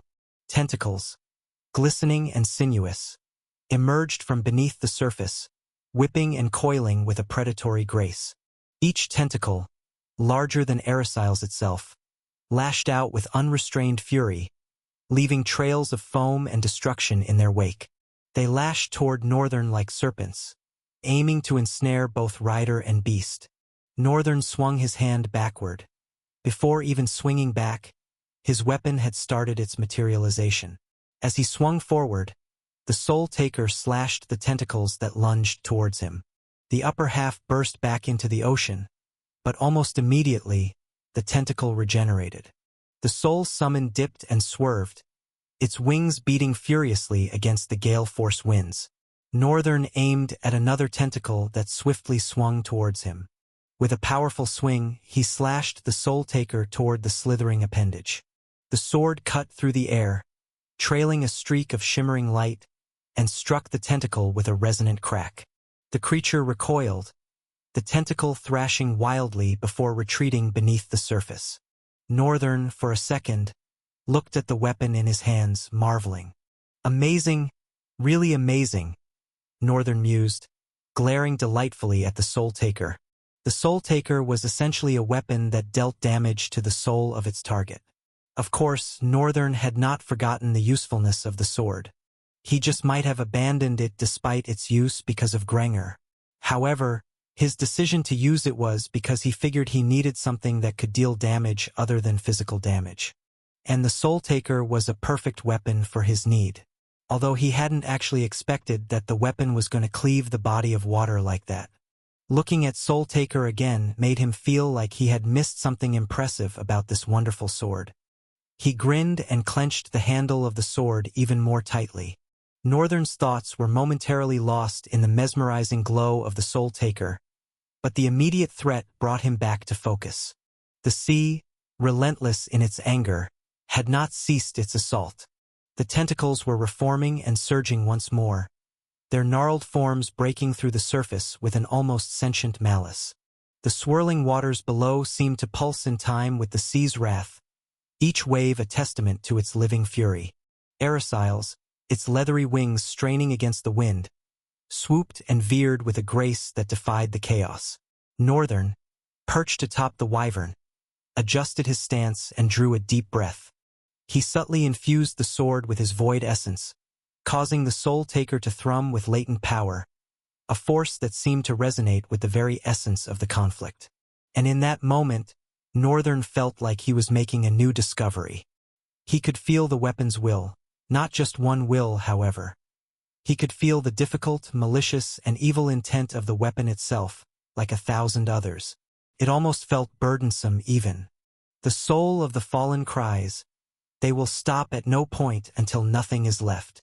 At a time like this, Northern's mind remembered the strange description of the weapon, and it made him feel like perhaps Soul Taker did not just cut souls but also absorb them, because he could now vividly feel all those wills through his essence. The sword suddenly felt so heavy. A colossal wave surged up from the depths, its crest a towering wall of dark water. Northern's eyes narrowed as he took a break from his thoughts. He scanned for the pattern in the chaos. He knew that the sea's attack was not random. It was strategic, driven by the Kirathon's intelligence. And it didn't matter whether it was apex or disaster, a monster would always be a monster. So there definitely had to be a pattern. Plus, it might have changed body. Northern was damn sure the Kirathon should be way weaker than before. He had fought it twice before already. The only thing that bothered him was how exactly the monster had managed to keep coming back to him. And him in particular. As the wave approached, Northern raised the Soul Taker high, feeling its weight shift with a purpose. The blade's shimmering edge caught the fleeting rays of sunlight that pierced through the storm clouds, casting a fleeting reflection across the tumultuous sea. With a swift, decisive movement, he brought the sword down, cutting through the wave with a clean, almost graceful motion. The water parted under the sword's influence again.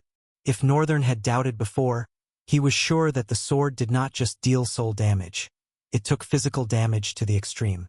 It felt like the cries of souls in the sword wouldn't stop until they had torn apart every single thing in that entity. Then it suddenly made more sense why Soul Taker dealt soul damage. Northern smiled. But even as the wave diminished, the sea's response was immediate, so he didn't really have much time to relish.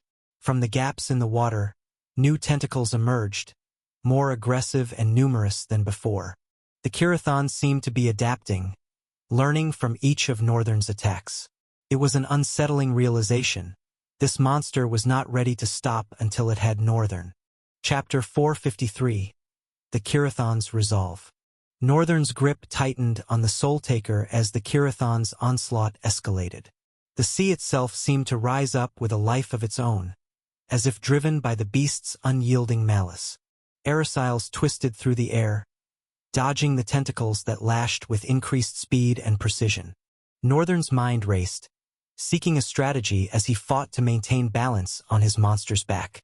The sky above darkened further. Roiling clouds mirrored the chaos below, lightning flashing in jagged streaks that lit up the scene in stark relief. Another tentacle, sleek and glistening, whipped towards him with blinding speed. Northern's response was instantaneous. He slashed with the Soul Taker, the blade cutting through the air with a resonant hum that sang of the souls trapped within. The tentacle split in two, the cleaved halves crashing back into the ocean with an immense splash. But even as they fell, new ones were already rising from the depths, relentless and undeterred. Northern frowned, feeling the weight of the sword grow heavier in his hand. The malice of the absorbed souls that pulsed through the weapon continued to grow with each attack. It was like a chorus of desperate cries that urged him on, yet threatened to overwhelm him. He shook off the creeping unease, his gaze locking onto the form of something below the sea, a shadowy mass writhing beneath the surface. Northern narrowed his eyes in suspicion, the thought flaring in his mind. No, no, no, no. He knew that the Kirathon would most likely use everything available within its reach to get him. In his mind, he wished it would be harder and more complicated for the monster to begin to utilize the creature's dwelling in the depths of the ocean. Looks like our old friend has no chills. I definitely have underestimated its grudge. Erisiles up, Northern commanded, and the monster responded with a powerful beat of its wings, propelling them higher into the storm-laden sky. The creature's muscles strained as it evaded another sweeping strike, the sea tentacle missing by a hair's breadth. Northern's eyes blazed with a cold fire, his mind still running to and fro, searching for a way to end this once and for all, while his eyes monitored every stroke of the tentacles to understand the pattern. Even if he figured it out, it would not matter much, because now other monsters were beginning to join the fray. Northern could see more shadowy masses running beneath the water's surface, following the larger one. A plan formed in his mind as he stared down, reckless and fraught with danger, but the only way to turn the tide. Northern channeled more of his void essence into the Soul Taker, feeling the blade shiver with barely contained power. The weapon seemed to respond to his essence in an especially intense manner, its glow intensifying as the souls within raged and clamored. It was like the void essence was a force of evil that was fueling their malicious intent with power, and that was placing a heavy burden on Northern. He grit his teeth, forcing his will over the cacophony, and aimed the sword downward. "Let's see if you can handle this," he muttered before plunging the Soul Taker directly into the air itself. The blade cut through the fabric of reality, opening a narrow, pulsing rift that seemed to devour the light around it. Void energy surged out, dark tendrils snaking from the tear like the hungry maws of a great beast, drawn toward the sea itself. The effect was immediate. The tentacles of the sea recoiled as the rift's void energy lashed out, ensnaring them in a grip of pure nothingness. They writhed and twisted, trying to break free, but the void was unyielding, its hunger insatiable. The souls themselves had been given an almost physical body. Northern felt that the more he channeled his void energy into the sword, the more power they gained. With his authority over the void, He was now able to materialize their will. But there was a much more concerning thing at the same time. The fact that the sword itself was beginning to feel so heavy, like it would break apart. The souls within the blade were already brimming with too much power. He had to end this before they broke free from the sword. At the same time, he couldn't help but be marveled at the level of effect and significance the void had. He couldn't wait to explore what would happen to other weapons with this primordial form of void that he had. He saw the entire water shatter like a nuclear bomb had been dropped into that part of the sea. Northern's heart pounded as he rode the wave of his own power. The connection between him and the Soul Taker felt more potent than ever, a shared determination that transcended the weapon's sinister origins. But that did not mean it was any easier to bear. Erisiles, dive! Northern's voice was sharp, commanding. The monster folded its wings and plummeted like a spear towards the thrashing sea, the wind whipping past them in a deafening roar. Northern held the Soul Taker before him, its edge gleaming with a deadly promise as the rift's void tendrils continued to lash at the tentacles of the sea that kept stubbornly regenerating. Just as they were about to breach the surface, Northern swung the sword in a wide arc, releasing a concentrated burst of void energy that cut through the water with the force of a tidal wave. All the monsters, caught in the explosion of void and sea, shuddered violently. Their forms began to disintegrate, the tentacles losing their cohesion, fraying like threads pulled too taut. The sea itself seemed to scream, a deafening wail that reverberated through the air as the Kirathon's hold on it weakened. The once majestic waves began to calm, the churning maelstrom easing into a subdued ripple as the creature's power ebbed. Northern's breath came in ragged gasps as the creature glided up, sweat glistening on his brow, but his eyes were sharp and unyielding. The Soul Taker still thrummed in his hand. "Not done yet," Northern muttered under his breath, scanning the ocean below. Though the Kirathon had been momentarily subdued, he knew it wasn't vanquished. After all, it had not even revealed its true form. Chapter 454. Jessai's Resolve Part 1. The entire sea had returned to its calm state. Northern stayed on Erisiles for a few more seconds, observing if there were any more abnormalities in the ocean. As soon as he had dealt the last damage to the sea, he quickly withdrew all his void essence from the Soul Taker. His eyes switched to Chaos Eyes as he stared down. "It's still there." Northern clicked his tongue angrily. "If it has merged with the ocean, then I just need to leave the ocean, right?" Northern speculated and turned away. After so much damage that the sea itself had taken, the ligatures would probably be too weakened to pull as much force as they were able to. Hence, the Kirathon's options were probably limited. Northern didn't expect that it would stop its attack after the monster was resolved to see the end of him, but the sea's calmness would give him more time to move as quickly as he needed to. Northern flew back to the top of the tower and entered. "Your Highness, what was that?" Jessai inquired in a big flare. Her face seemed pallid. She had probably been struck with so much helplessness while she had to watch Northern battle the sea all by himself without being able to do anything. "What was that? What is going on?" Jessai followed Northern in a hurry as he made his way to the center of the control room. Northern stood in front of the control panel and began to wave his hand into the air, obviously controlling something. However, whatever it was he was controlling, Jessai could not see it. She just watched Northern, lost in absolute confusion. Northern's focus on wavering. His eyes narrowed as he arranged a code of information to the tower. A couple of seconds later, the tower's pace began to pick up. Its movement seemed less like a ship and more like a shark that was on the move to devour. Northern sighed and leaned on the panel table. Now that he had temporarily taken care of the situation, he could feel all the tiredness settling into his entire body. And this was all because of the Soul Taker. Damn. I never thought handling a sword would be so tasking. His mind swayed away for a moment as he recounted the whole experience. I wonder what Dark Mortal will be capable of. Even Grenger. I don't think I have used it after getting this void. Northern straightened his back and raised his hand, yawning as he stretched his entire body. Jessai was still intensely looking at him by the time he turned back. He looked at her, blinking for a moment before querying her. What? What is it with the stare? She shook her head. I don't know where to begin, but what exactly are you? I don't think I am ready to share that information with you. Get ready, we probably will be getting bombarded from all sides. Jessai's demeanor changed, becoming more serious, and she asked, I thought you have taken care of. Northern cut in. The monster that is threatening us is an apex level and maelstrom rank. More so, as of now it has no physical body and uses the sea as an extension of itself. He paused, looking intensely at Jesai as his voice picked up. So no, I have not taken care of anything, Jesai. In fact, from here on out, it will be an even tougher battle. His eyes narrowed with determination. But don't worry, both of us are going to get to the Central Plains, safe and sound. Jesai's eyes widened the moment he spoke. Then she thought for a second. How can a child be so manly?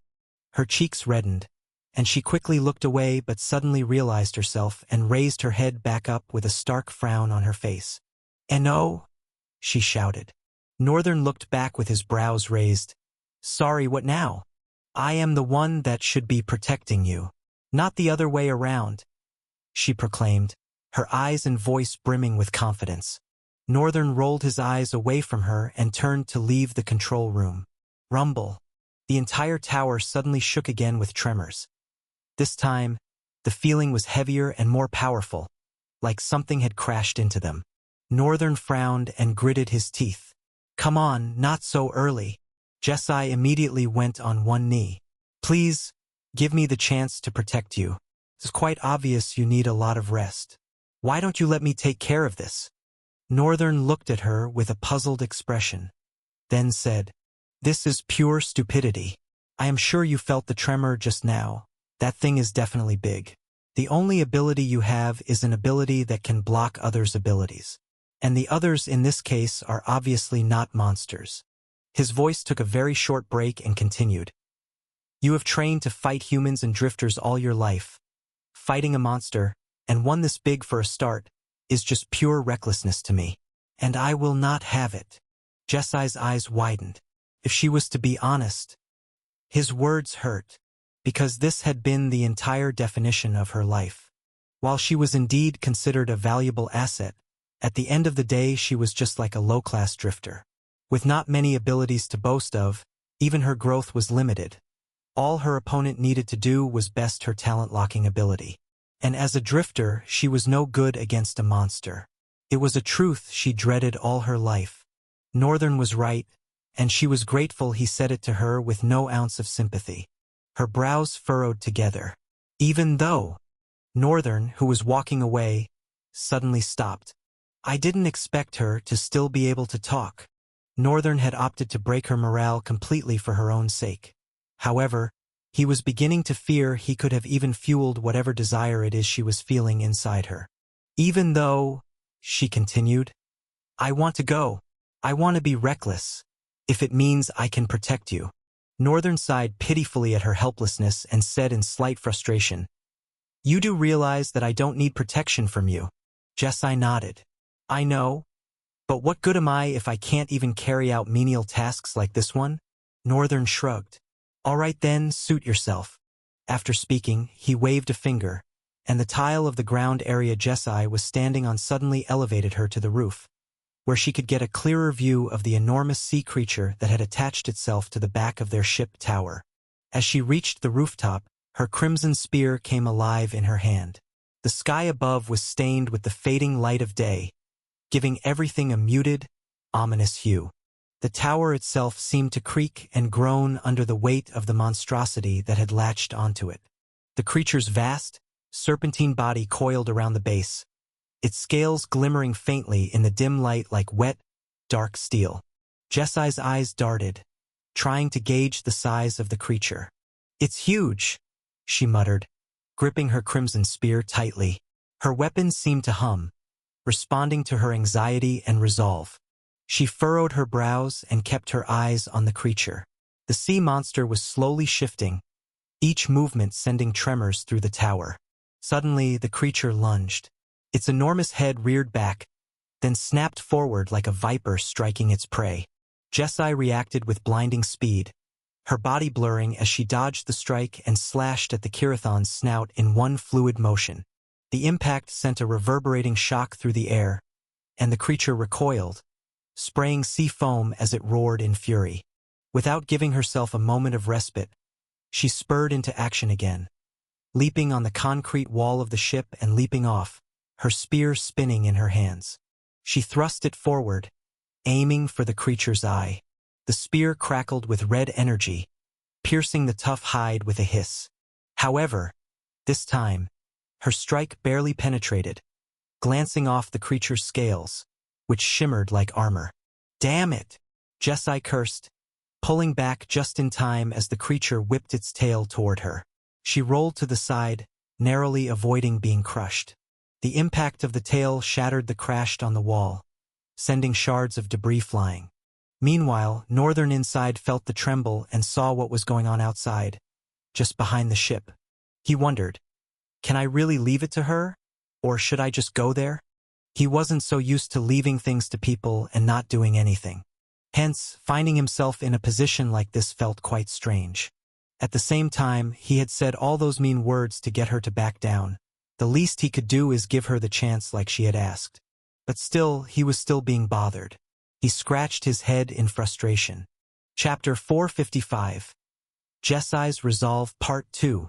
Jeskai's movements were swift and precise, a blur of crimson and steel against the backdrop of the looming sea monster. She had no time to hesitate, no space to falter. The creature's immense body coiled tighter around the tower, causing it to tilt precariously to one side. Northern's words echoed in her mind. This is pure stupidity.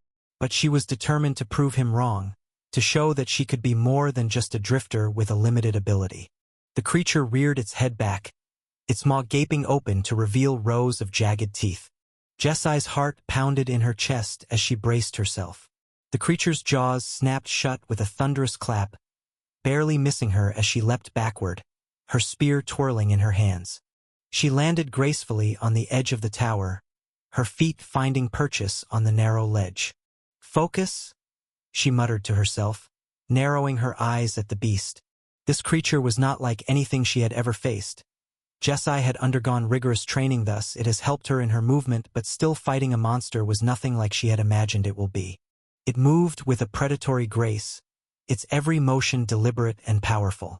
Its scales glistened, each one a mirror reflecting the darkened sky above. The creature was an embodiment of the ocean itself, vast, unyielding, and merciless.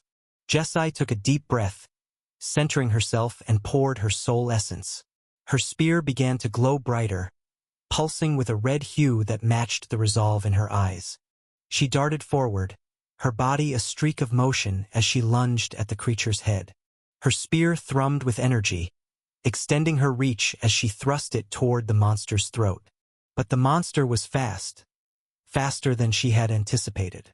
Its head whipped around, deflecting her attack with a swift movement that sent a shockwave through the air. The force of the impact knocked Jeskai back, sending her skidding across the rooftop. She gritted her teeth, her muscles straining as she struggled to keep her balance. The creature loomed over her, its eyes glowing with a malevolent intelligence. Jeskai could feel the creature's intent, its desire to crush her, to end her defiance once and for all. Northern watched from the control room, his expression unreadable. He could see the battle unfolding through the viewport, the flashes of Jeskai's spear as she danced around the monster's attacks. Part of him wanted to step in, to end the fight with a single, decisive blow so they can move as fast as they. But he knew that this was Jeskai's fight as much as it was his. She had something to prove, not just to him but to herself. Jeskai didn't let up.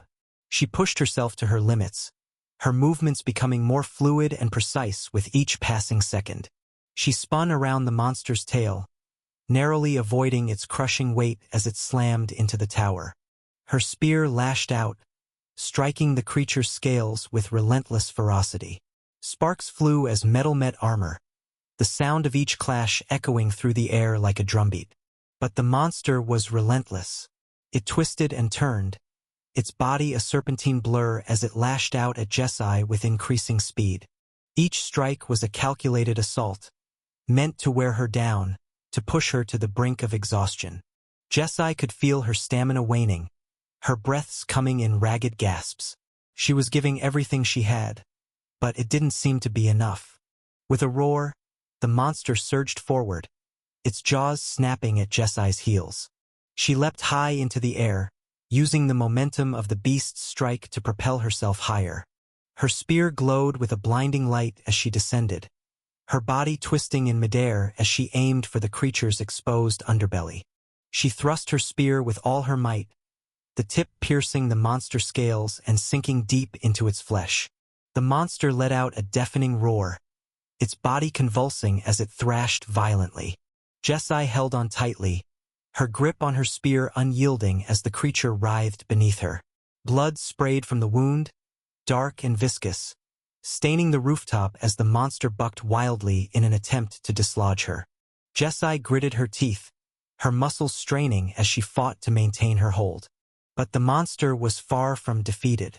With a sudden, violent twist, it flung Jeskai off its back, sending her hurtling through the air. She crashed into the side of the tower, her body slamming against the steel with a sickening thud. Pain exploded through her, but she forced herself to stand, her vision swimming as she tried to steady herself. "My lord," Jeskai called out, her voice strained but defiant. "I'm not done yet."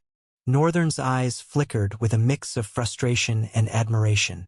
Jeskai was pushing herself beyond her limits, refusing to back down even in the face of overwhelming odds.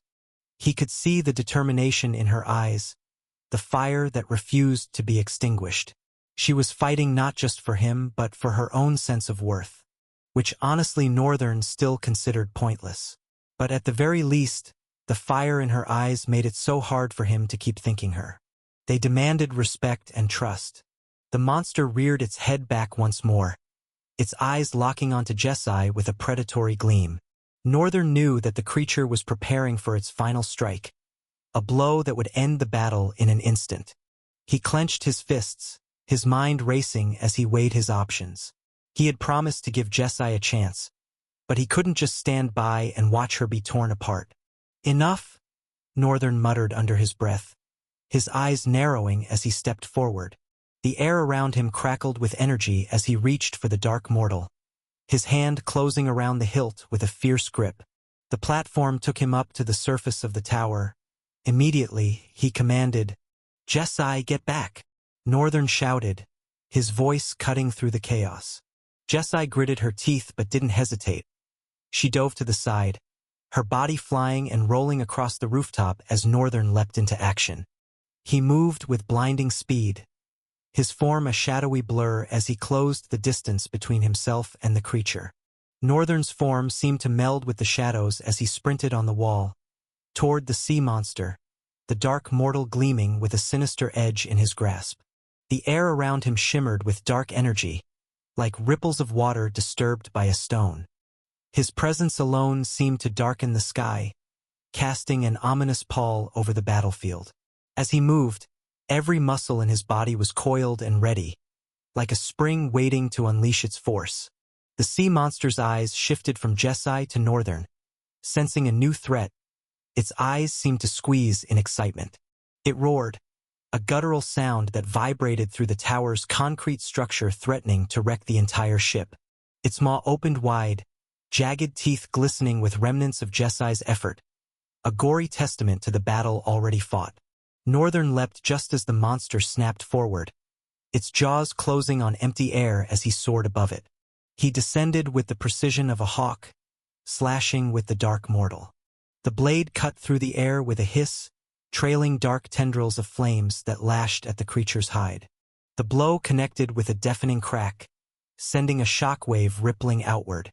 The sea monster recoiled, scales splintering as Northern's blade sliced through, leaving a jagged, gaping wound that oozed dark blood. Jeskai watched from her position, her breaths ragged but her eyes wide with awe. Northern's movements were fluid, each strike calculated and devastating. It was as if he were an extension of the weapon he wielded, every motion a dance of destruction. Watching him like this actually made her realize how right he was. Ultimately, she was useless. She had always known she was, but right now, she really wanted to be better. She wished she could be. She wanted to unlearn every single thing she had ever learned and relearn again.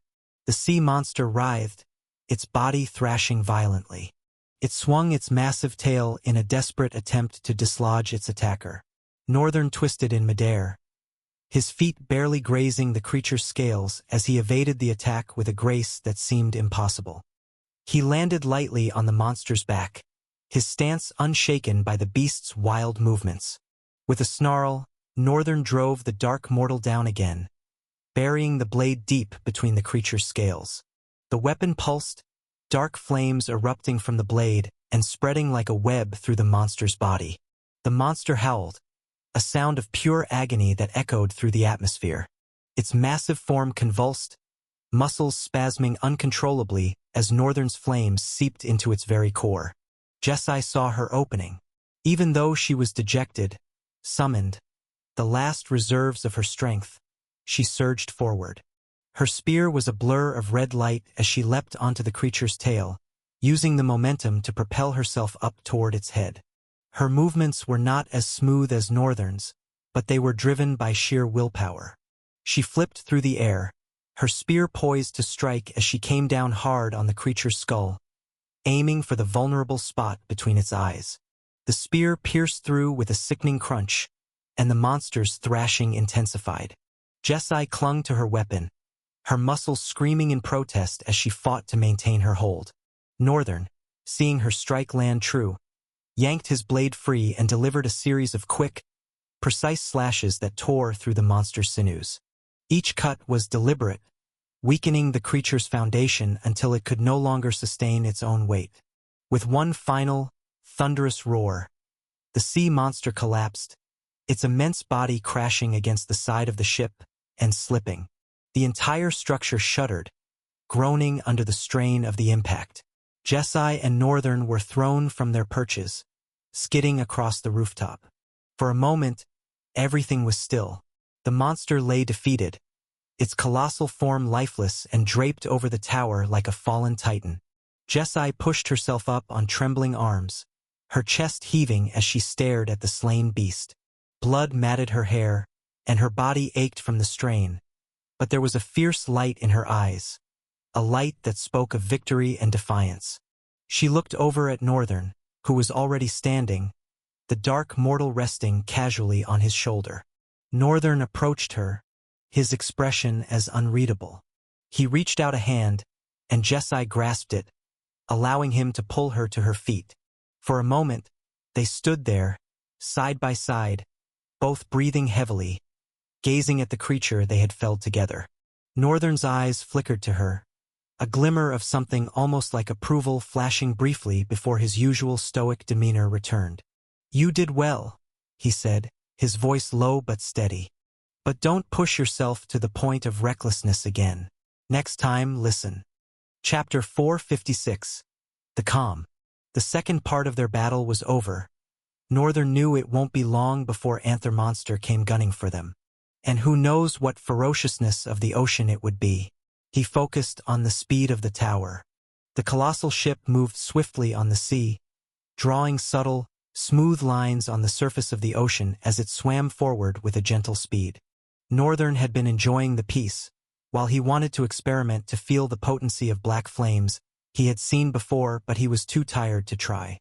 Black Flame and Black Lance would definitely have improved exponentially since the change of the void inside me.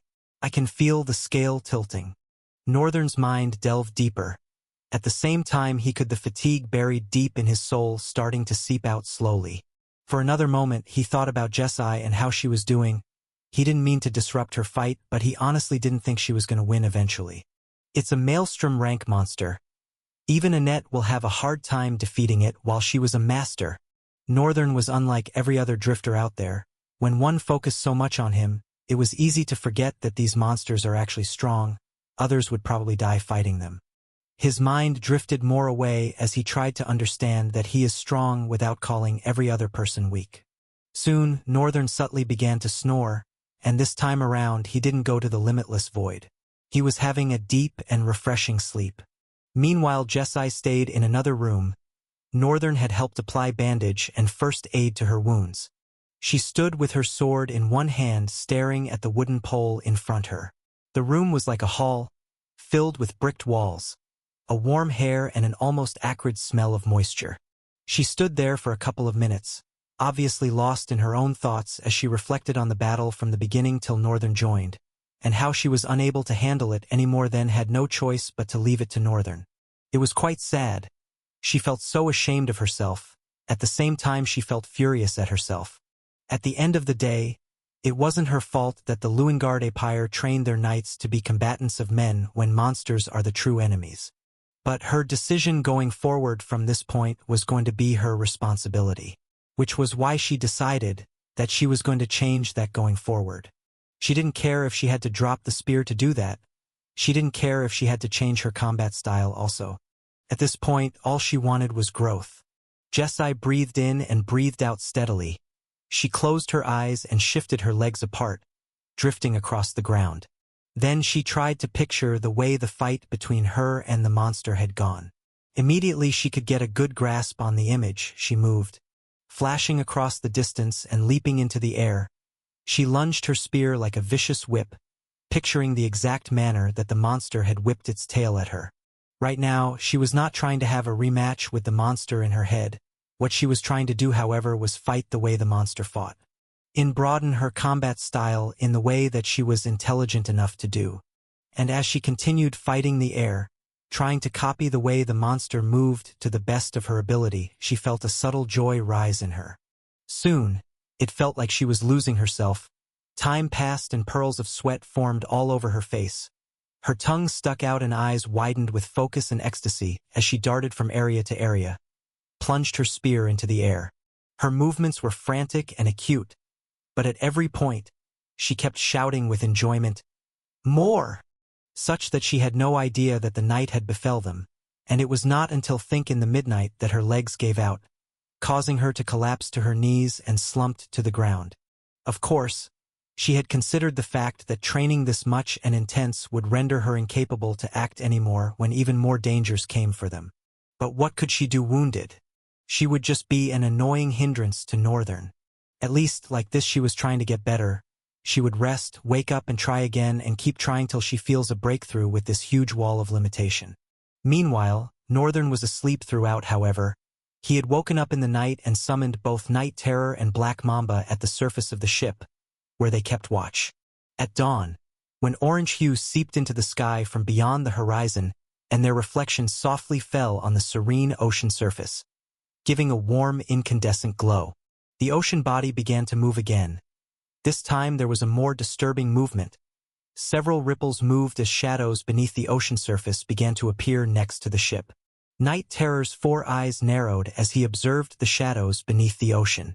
Black Mamba also stood up, his white eyes focused and looking both left and right with curiosity. Both of them exchanged glanced and jumped into the water.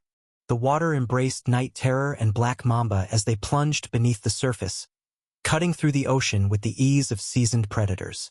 The world below was a murky expanse, filled with strange luminescent creatures and shadows that danced in the depths. Both of them moved with precision, eyes scanning the waters and observing the creature that moved around them. Night Terror, with his 4 glowing eyes, could see farther than most in the dark waters. His form, sleek and predatory, moved silently through the currents.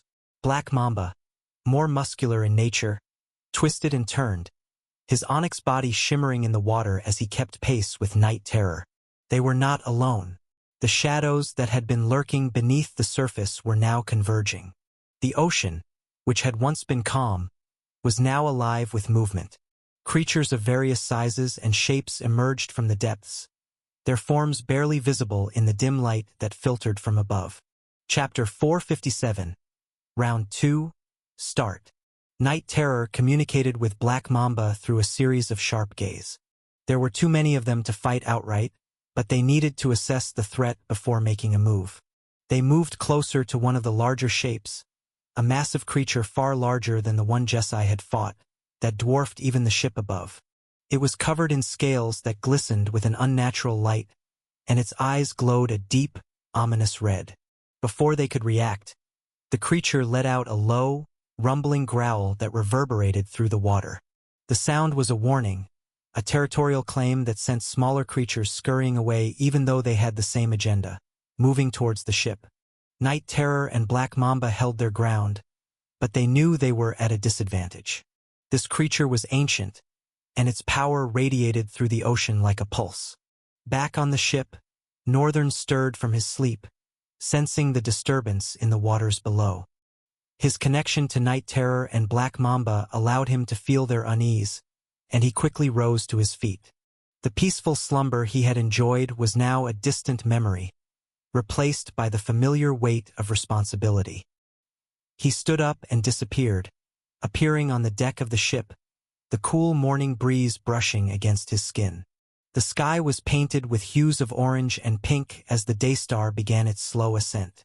But the beauty of the morning was overshadowed by the tension that hung in the air. Northern could feel it. Asides whatever was going on in the depth of the sea, a storm was brewing behind those small and gentle waves. Jessie, too, had awoken, her body sore from the intense training she had subjected herself to. She found Northern standing at the edge of the ship, his gaze fixed on the water below. There was a quiet intensity about him, a calm before the storm that made her uneasy. "Another one is coming?" Jessie asked, her voice hoarse from exhaustion.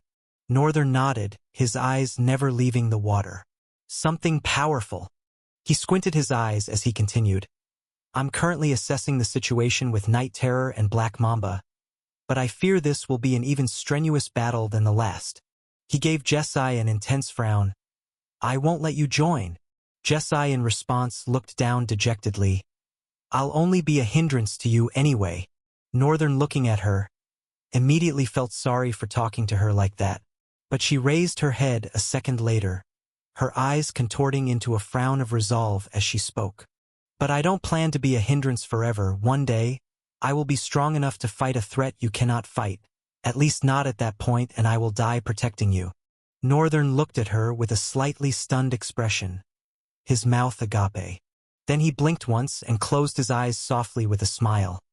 "All right then, go rest. Let me take care of this." Jessie swallowed hard. She had declared, but the weight of her earlier failure was still fresh in her mind. She had pushed herself to the limit, and yet it wasn't enough. She tightened her grip on her spear, feeling the familiar weight of the weapon in her hands.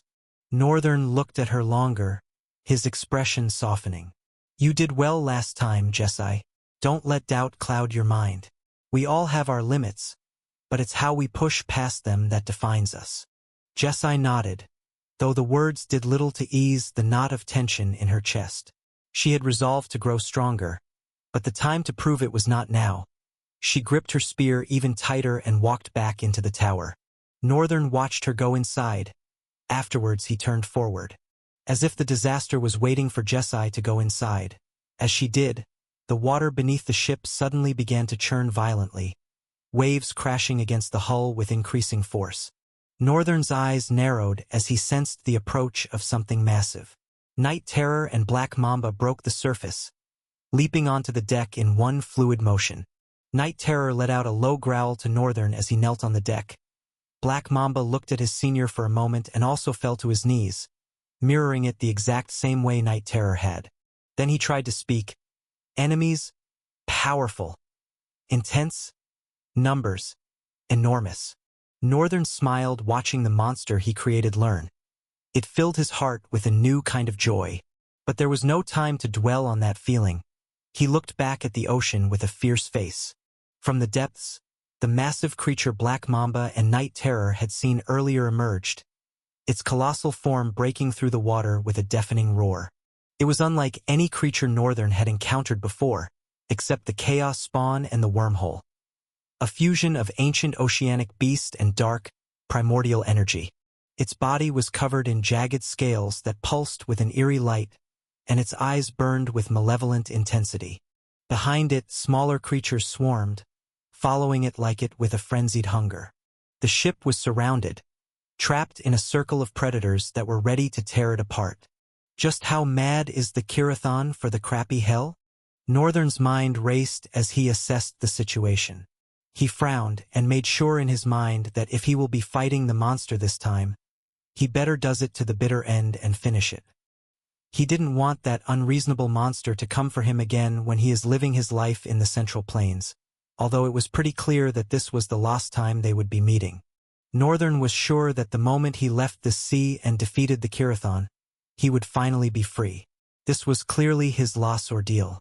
But never did he ever imagine that a creature he just casually fought because he wanted to show off to some girls would end up hating him so much and cause him so much hassle. He gritted his teeth in irritation and summoned his twin-bladed staff this time. Black Mamba, Night Terror, right behind me. As he flew into the air, the two of them followed like shadowy streaks. Chapter 458.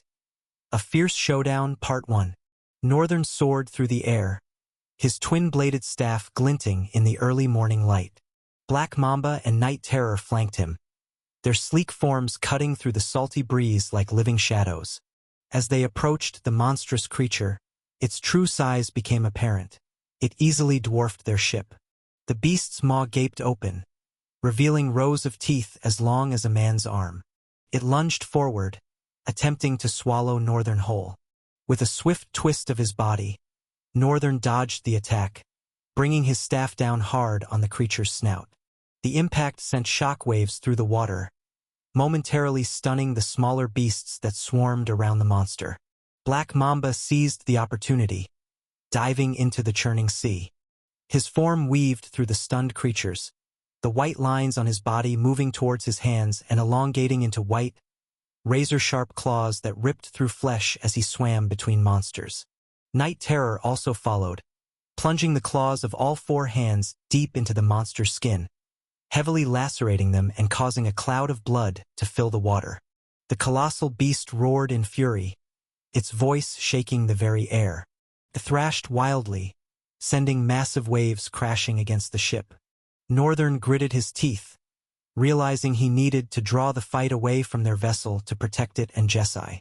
Night Terror, Black Mamba, lead the smaller ones away, Northern shouted, his voice carrying over the cacophony of battle. His creations understood immediately. Night Terror jumped out of the water, landed on the wall of the ship's bow for a moment, then dove towards the sea, skimming the surface and drawing the attention of the swarming creatures. Black Mamba erupted from the depths, his massive form serving as an irresistible target for the hungry predators. Together, they began to lead the school of monsters away from the ship, leaving Northern to face the ancient behemoth alone. Northern jumped off the deck of the ship once again, diving directly into the ocean. With the necklace he had gotten from Hao, he didn't even need to worry about breathing. So he dove deep without concern, searching for the point where the creature's leg was. As he sighted it, Northern glared at the point and snapped his fingers. Immediately, a black rift opened at the bottom of the ocean. It began to swirl, pulling everything around it with a mighty force. Even the water itself could not resist its pull. However, the monster was too big to be affected. It needed to be rendered in a position where the vortex of the rift could gain a proper edge to pull it in. I need to make it collapse, Northern thought, swimming back up, contemplating how to bring the monster down into the ocean.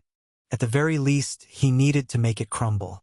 It was like a standing beast, two legs deeply rooted in the ocean while the other two were like actual arms. Every aspect of it was appalling, and even Northern couldn't deny the fear he felt. However, it was still a maelstrom and not even at apex level. Otherwise, the Kirathon wouldn't have been able to move a monster like this. Thinking about the Kirathon at this point made Northern boil with anger. As he swam back to the surface, he disappeared and reappeared in the air above the monster, slinging his arm backward with an overwhelming amount of void essence showering his weapon. Grendger blazed with darkish purple energy, resembling a flame from the depths of a netherworld. Northern narrowed his eyes, and with a sharp throw of his hand, he hurled the weapon. The bizarre object streaked across the air, impaling the beast with the force of a battering ram and causing it to stagger back, albeit slowly. Northern didn't relent. As the monster staggered, he was already falling towards it. Speed burst. As Northern muttered the words, he immediately felt a heavy burden lay upon his body, along with a shattering force. Lightning streaked along his body, tearing even the twilight dawn, but Northern, in that moment, was the fastest he had ever seen himself. The trail of his speed parted the air in that particular distance, meaning that trail was devoid of all aerial properties, including oxygen. Northern crashed onto the monster's torso with a force that made the entire ocean tremble. Ripples traveled far and wide across the surface of the ocean in that fleeting moment. The monster collapsed into the ocean, causing an enormous flush of water that seemed like the entire sea was being divided by some titanic force. The lightning streaked off Northern as he pushed the monster into the sea, specifically into the rift below. As speculated, the moment the monster fell, the vortex created within the depths of the sea slowly pulled in the monster's mass from its legs until its entire body was consumed. Northern followed immediately. As the creature fell through from the other side, every single creature in the limitless void spread far and wide in different areas. Some at the red mines mining red crystals, others at the glacier and volcanic mountains, harvesting ores from the caves and the mountain bases. All raised their heads to see the enormous creature fall from the sky, splashing into the unnatural force of water that now formed a large lake between the glacier and volcanic mountains. The force of water rose powerfully like a wall, immediately splashing out the water of the sea that had been falling from the rift in the sky before the monster itself came. It forced them out side by side, onto the volcanic mountain and the glacier mountain. And when the monster itself fell, the ocean began to swirl into itself, evoking a level of vortex that Northern had never seen. The entire lake was like a force intertwining, trying to crush itself. Northern watched the phenomenon in amazement as he fell from the sky. He repositioned himself, putting his feet down as if he were standing in midair. Of course, it wasn't a perfect repositioning. He held out a hand, and immediately a black shimmering rod appeared in his grasp. It looked like it was coated with black lightning and crackled ominously. Northern looked down, threw his hand back, breathed steadily, and flung the black lance towards the monster. It was a one-hit death.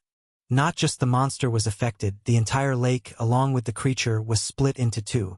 However, almost immediately, tendrils of darkness from the ground began to pull everything back together like glue. Northern watched as the limitless void healed itself in less than a minute, and it was as if the catastrophic destruction that shook the entire soulscape had never happened. However, the monster was left on the lake's bank, its body perfectly cleaved in two. Northern's mouth was slightly open. He didn't expect that the black lance would be different now that he had gained the true void. But this level of destruction was intense, pure calamity. In that moment, he could only thank his stars that he decided not to use it outside for the sake of Jesai and his ship. Northern disappeared from the void just as the notifications rang. You have slain a devilish maelstrom, Sea Walker. You have gained 20 talent fragments. Night Terror and Black Mamba were actively dealing with the rest of the monsters but were at a disadvantage. They had to come out of the ocean at times because they weren't essentially water breathers. Besides, more and more sea monsters kept swimming towards them. At least there are no big ones for now. Northern had thought that for a moment, but he suddenly smacked his lips in utter regret of his thought pattern. Ah, damn. A slimy tentacle plunged out of the ocean depth and fell on the deck of the ship. As it did, Northern flashed across the land, his feet barely touching the ground. He swung the dark mortal that appeared in his hands microseconds before and severed the tentacles, immediately kicking the edge off his ship. Deep purplish blood splattered on the concrete deck of the ship, and a low growl emanated from beneath. The depth of the water vibrated intensely. Northern's face contorted in anger, and he raised one hand. Crimson flames licked off his forearm, dancing sleekly in the wind. Northern looked forward and screamed, "How about you summon enough courage to face me again? I could melt this entire ocean with these flames in my hand. I don't care if I'll have to walk to my destination. At the very least, you will die with the sea." Northern paused, glaring at the subtle waves riding the surface of the sea. If you're confident enough, come face me directly, and let's get this over with. Just as Northern spoke, darkness slowly enveloped the clouds. The waves rose higher, until they shadowed the entire sea. In just a moment, what was morning now looked like a dark night. Northern's gaze did not waver. He kept his blue eyes on the storm with cold determination as he muttered, "Yes, that's it. Come face me." Chapter 459. A Fierce Showdown Part 2. Flames of a Paragon. Northern glared at the approaching storm, even as the waves rose to an intimidating height, forming a wall that nearly touched the sky. His eyes remained steady and unyielding, staring intensely into the storm. Meanwhile, Night Terror and Black Mamba dealt with the other monsters, viciously spilling blood across the surface of the ocean without a care in the world. Northern didn't care about what they were doing and didn't need to. Right now, it looked like the Kirathon had accepted his challenge for a final showdown. Northern wasn't entirely sure if the monster would show itself. It had no reason to honor his words, given that all the advantages were on its side. But he was sure that the next attack from the Kirathon would be incredibly strong, and he was ready to retaliate with even greater force. He was determined to show the monster that there was a vast difference in power between them. He closed his eyes and spread his arms, focusing deeply on the conscious feeling of the massive void that now filled his soul. It was a more daunting task than it seemed. The void was a form of essence that was consuming, and the rate at which it was consuming had sped up since the incident with Kaal's true body. Northern could feel pieces of himself getting lost in the primordial darkness as he delved deeper into its depths. While doing this gave him an increasing grasp on the true power of the void, it was also consuming what made him human. For now, Northern did not want to think about the drastic consequences this might cause. He saw no other way but to accept what he had been given. In the end, all power comes at a cost. He swallowed and slowly opened his eyes. As he did, clones of himself began to appear from thin air, filling the deck of the ship, first like specks of dust, then until there was no space left on the deck. Some were pushed so far to the edge of the ship that they fell off. Northern opened his eyes, azure light shining like those of a divine being. He placed 2 fingers in front of his face and muttered, "Soul materialization, limitless links possessions, activate." Immediately, all his clones began to change. Their bodies distorted, horns grew out of the heads of some, while others experienced a grotesque extension of their bones and limbs. The sound of bones breaking filled the air, even though it was still drowned out by the thunderous roar of the oncoming tsunami. In the next minute, monsters of different kinds stood on the deck of the ship.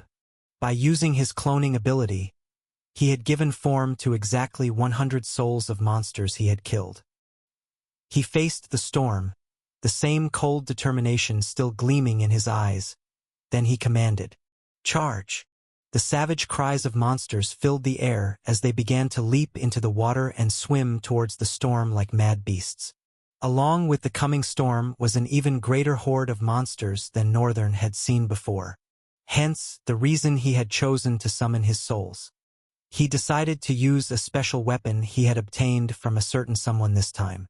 Stainless. Northern's voice was shrill and subtle. He looked at his hands as a sleek, katana-like sword appeared, surrounded by black sparks. He twirled the blade like a master swordsman. He might not be one, but he certainly wasn't a novice either. Let's hope this one can handle my void essence without freaking out. Due to the ominous nature of Soul Taker and Dark Mortal, using void essence on them seemed to trigger something.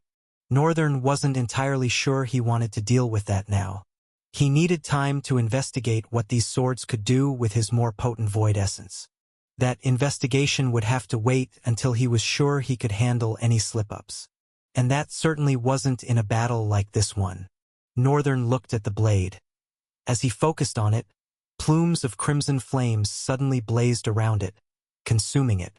Northern swirled the flaming sword and looked forward. As the sword twirled with the flames, sparks of yellow lightning danced around its circumference.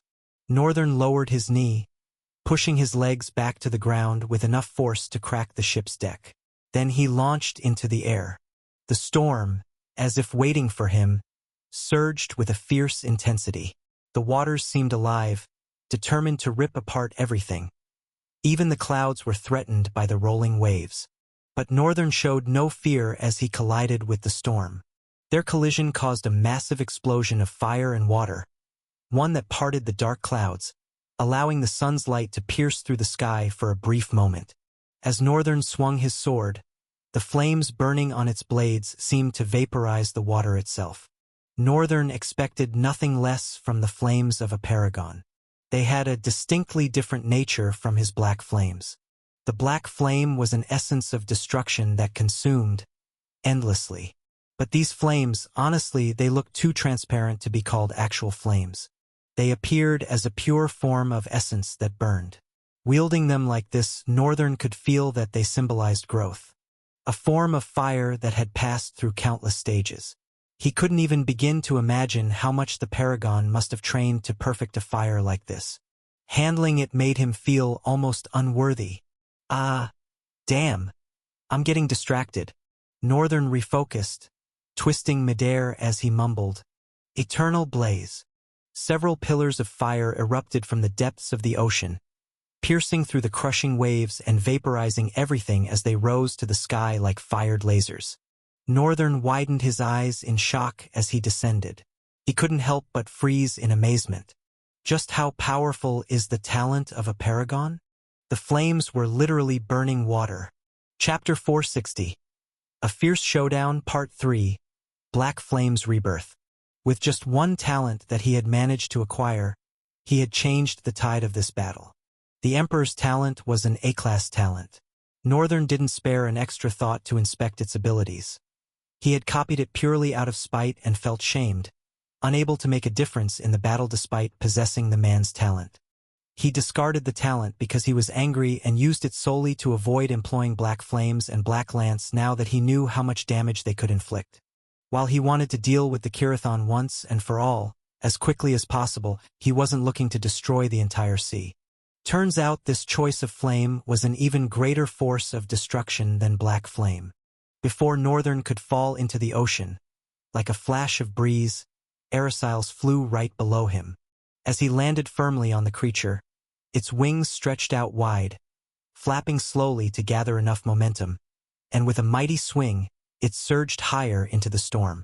The storm was now a cacophony of ashen darkness and crimson red, strong gales like rippling fabrics of existence battling against the pillars of flames that threatened to burn the essence out of them. The ocean and wind collaborated in fury to dispel the wickedness of the flames. But this only broke out into a more ferocious and vile war. Northern watched as this unfolded, his cards not yet played. He hadn't even started using his black flames on the sword, which had been his main reason for using stainless. But now that he saw the might and terror of the flames he copied from the Emperor, Northern couldn't help but wonder what level of dissonance would emerge once he decided to use both. But now he didn't just want to use black flames. What he had hoped to do with black flames was give it the kind of power the Emperor's flames had. Of course, that was easy to link together in theory.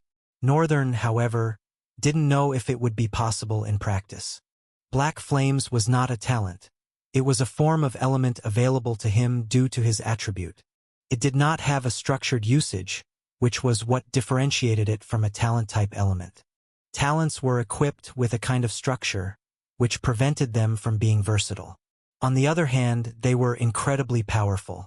Of course, the fact that Black Flame was so versatile made it seem like it would be a walk in the park to give it the structure of a talent ability. But that wasn't the case. It was like trying to make a wild beast into a pet. The level of mishap that could occur was unpredictable. The unpredictability of the Black Flame wasn't something he thought he could afford. To think, I have an enemy right in front of me, and the thing I'm worried about is not destroying it but rather causing irredeemable damage to the sea itself. Northern sighed tiredly. This was quite sad indeed, the responsibility of a strong person, so it seems. He looked into the eye of the storm. I have no choice but to try. Northern narrowed his eyes with resolve and looked down at Erisiles, who was steadily flapping its wings towards the storm, encountering more defiance as it climbed higher. Northern leaned the sword over his back and extended his hand. Then a plume of black and bluish flames licked the blade of the sword, dancing feverishly. Northern glanced at the maliciously burning flames and looked to the focal point of the storm that was battling the scarlet flames. He then added his second hand to the sword's hilt and placed the sword in front of him, cutting his image in perfect half from an opposite vantage point. Northern focused intensely in front of him. What he was about to do was a delicate act. He could only hope it worked. Merging the flame's versatility with his own chaos sword, he was going to create a semblance of what he wanted. It might not be as effective as Eternal Blaze had been, but it would be a start. From now on, Northern also wanted to begin tempering his own flames. They were a crucial part of his being. Black flames and black lance were both elements of chaos and void, the one thing he could call his true power. Tempering and cultivating it was bound to bring fruitful results comparable to that of the Emperor's flames in the far, or perhaps near, future, who knows. Northern closed his eyes, paying attention to every single muscle memory in his body. Since he had achieved the peak of the Chaos First Form once, he believed he could do it again without having to map out the structural works of the three subforms. Northern slowly opened his eyes, and something about them was dangerously deep. They carried the same azure light as they always did. But this time they burned with a dangerous intensity, monstrous, in fact. Northern muttered as he brought the sword down in a single strike. Eternal chaos. Not just the waters. There was a heavy tremble that distorted the entire atmosphere. Of course, it wasn't so powerful and primal that it threatened the fabric of reality. But it was intimidating enough to cause a distortion in the air. The winds revealed a spectral form of coloration as they seemed slowed by an unknown force. Then an efflux of bluish-black flame broke out of the sky. It was like an arc. A colossal arc of flames that began to divide the storm and the flames, consuming both elements in the process. Northern watched as the storm fell prey to the power of the black flames, its versatility paired with the destructive power of the Chaos Sword art. He smirked, chaos eyes revealing themselves in his gaze. Northern leaped away from Erisiles, straight into the mouth of the storm, stretching his hand to grab something.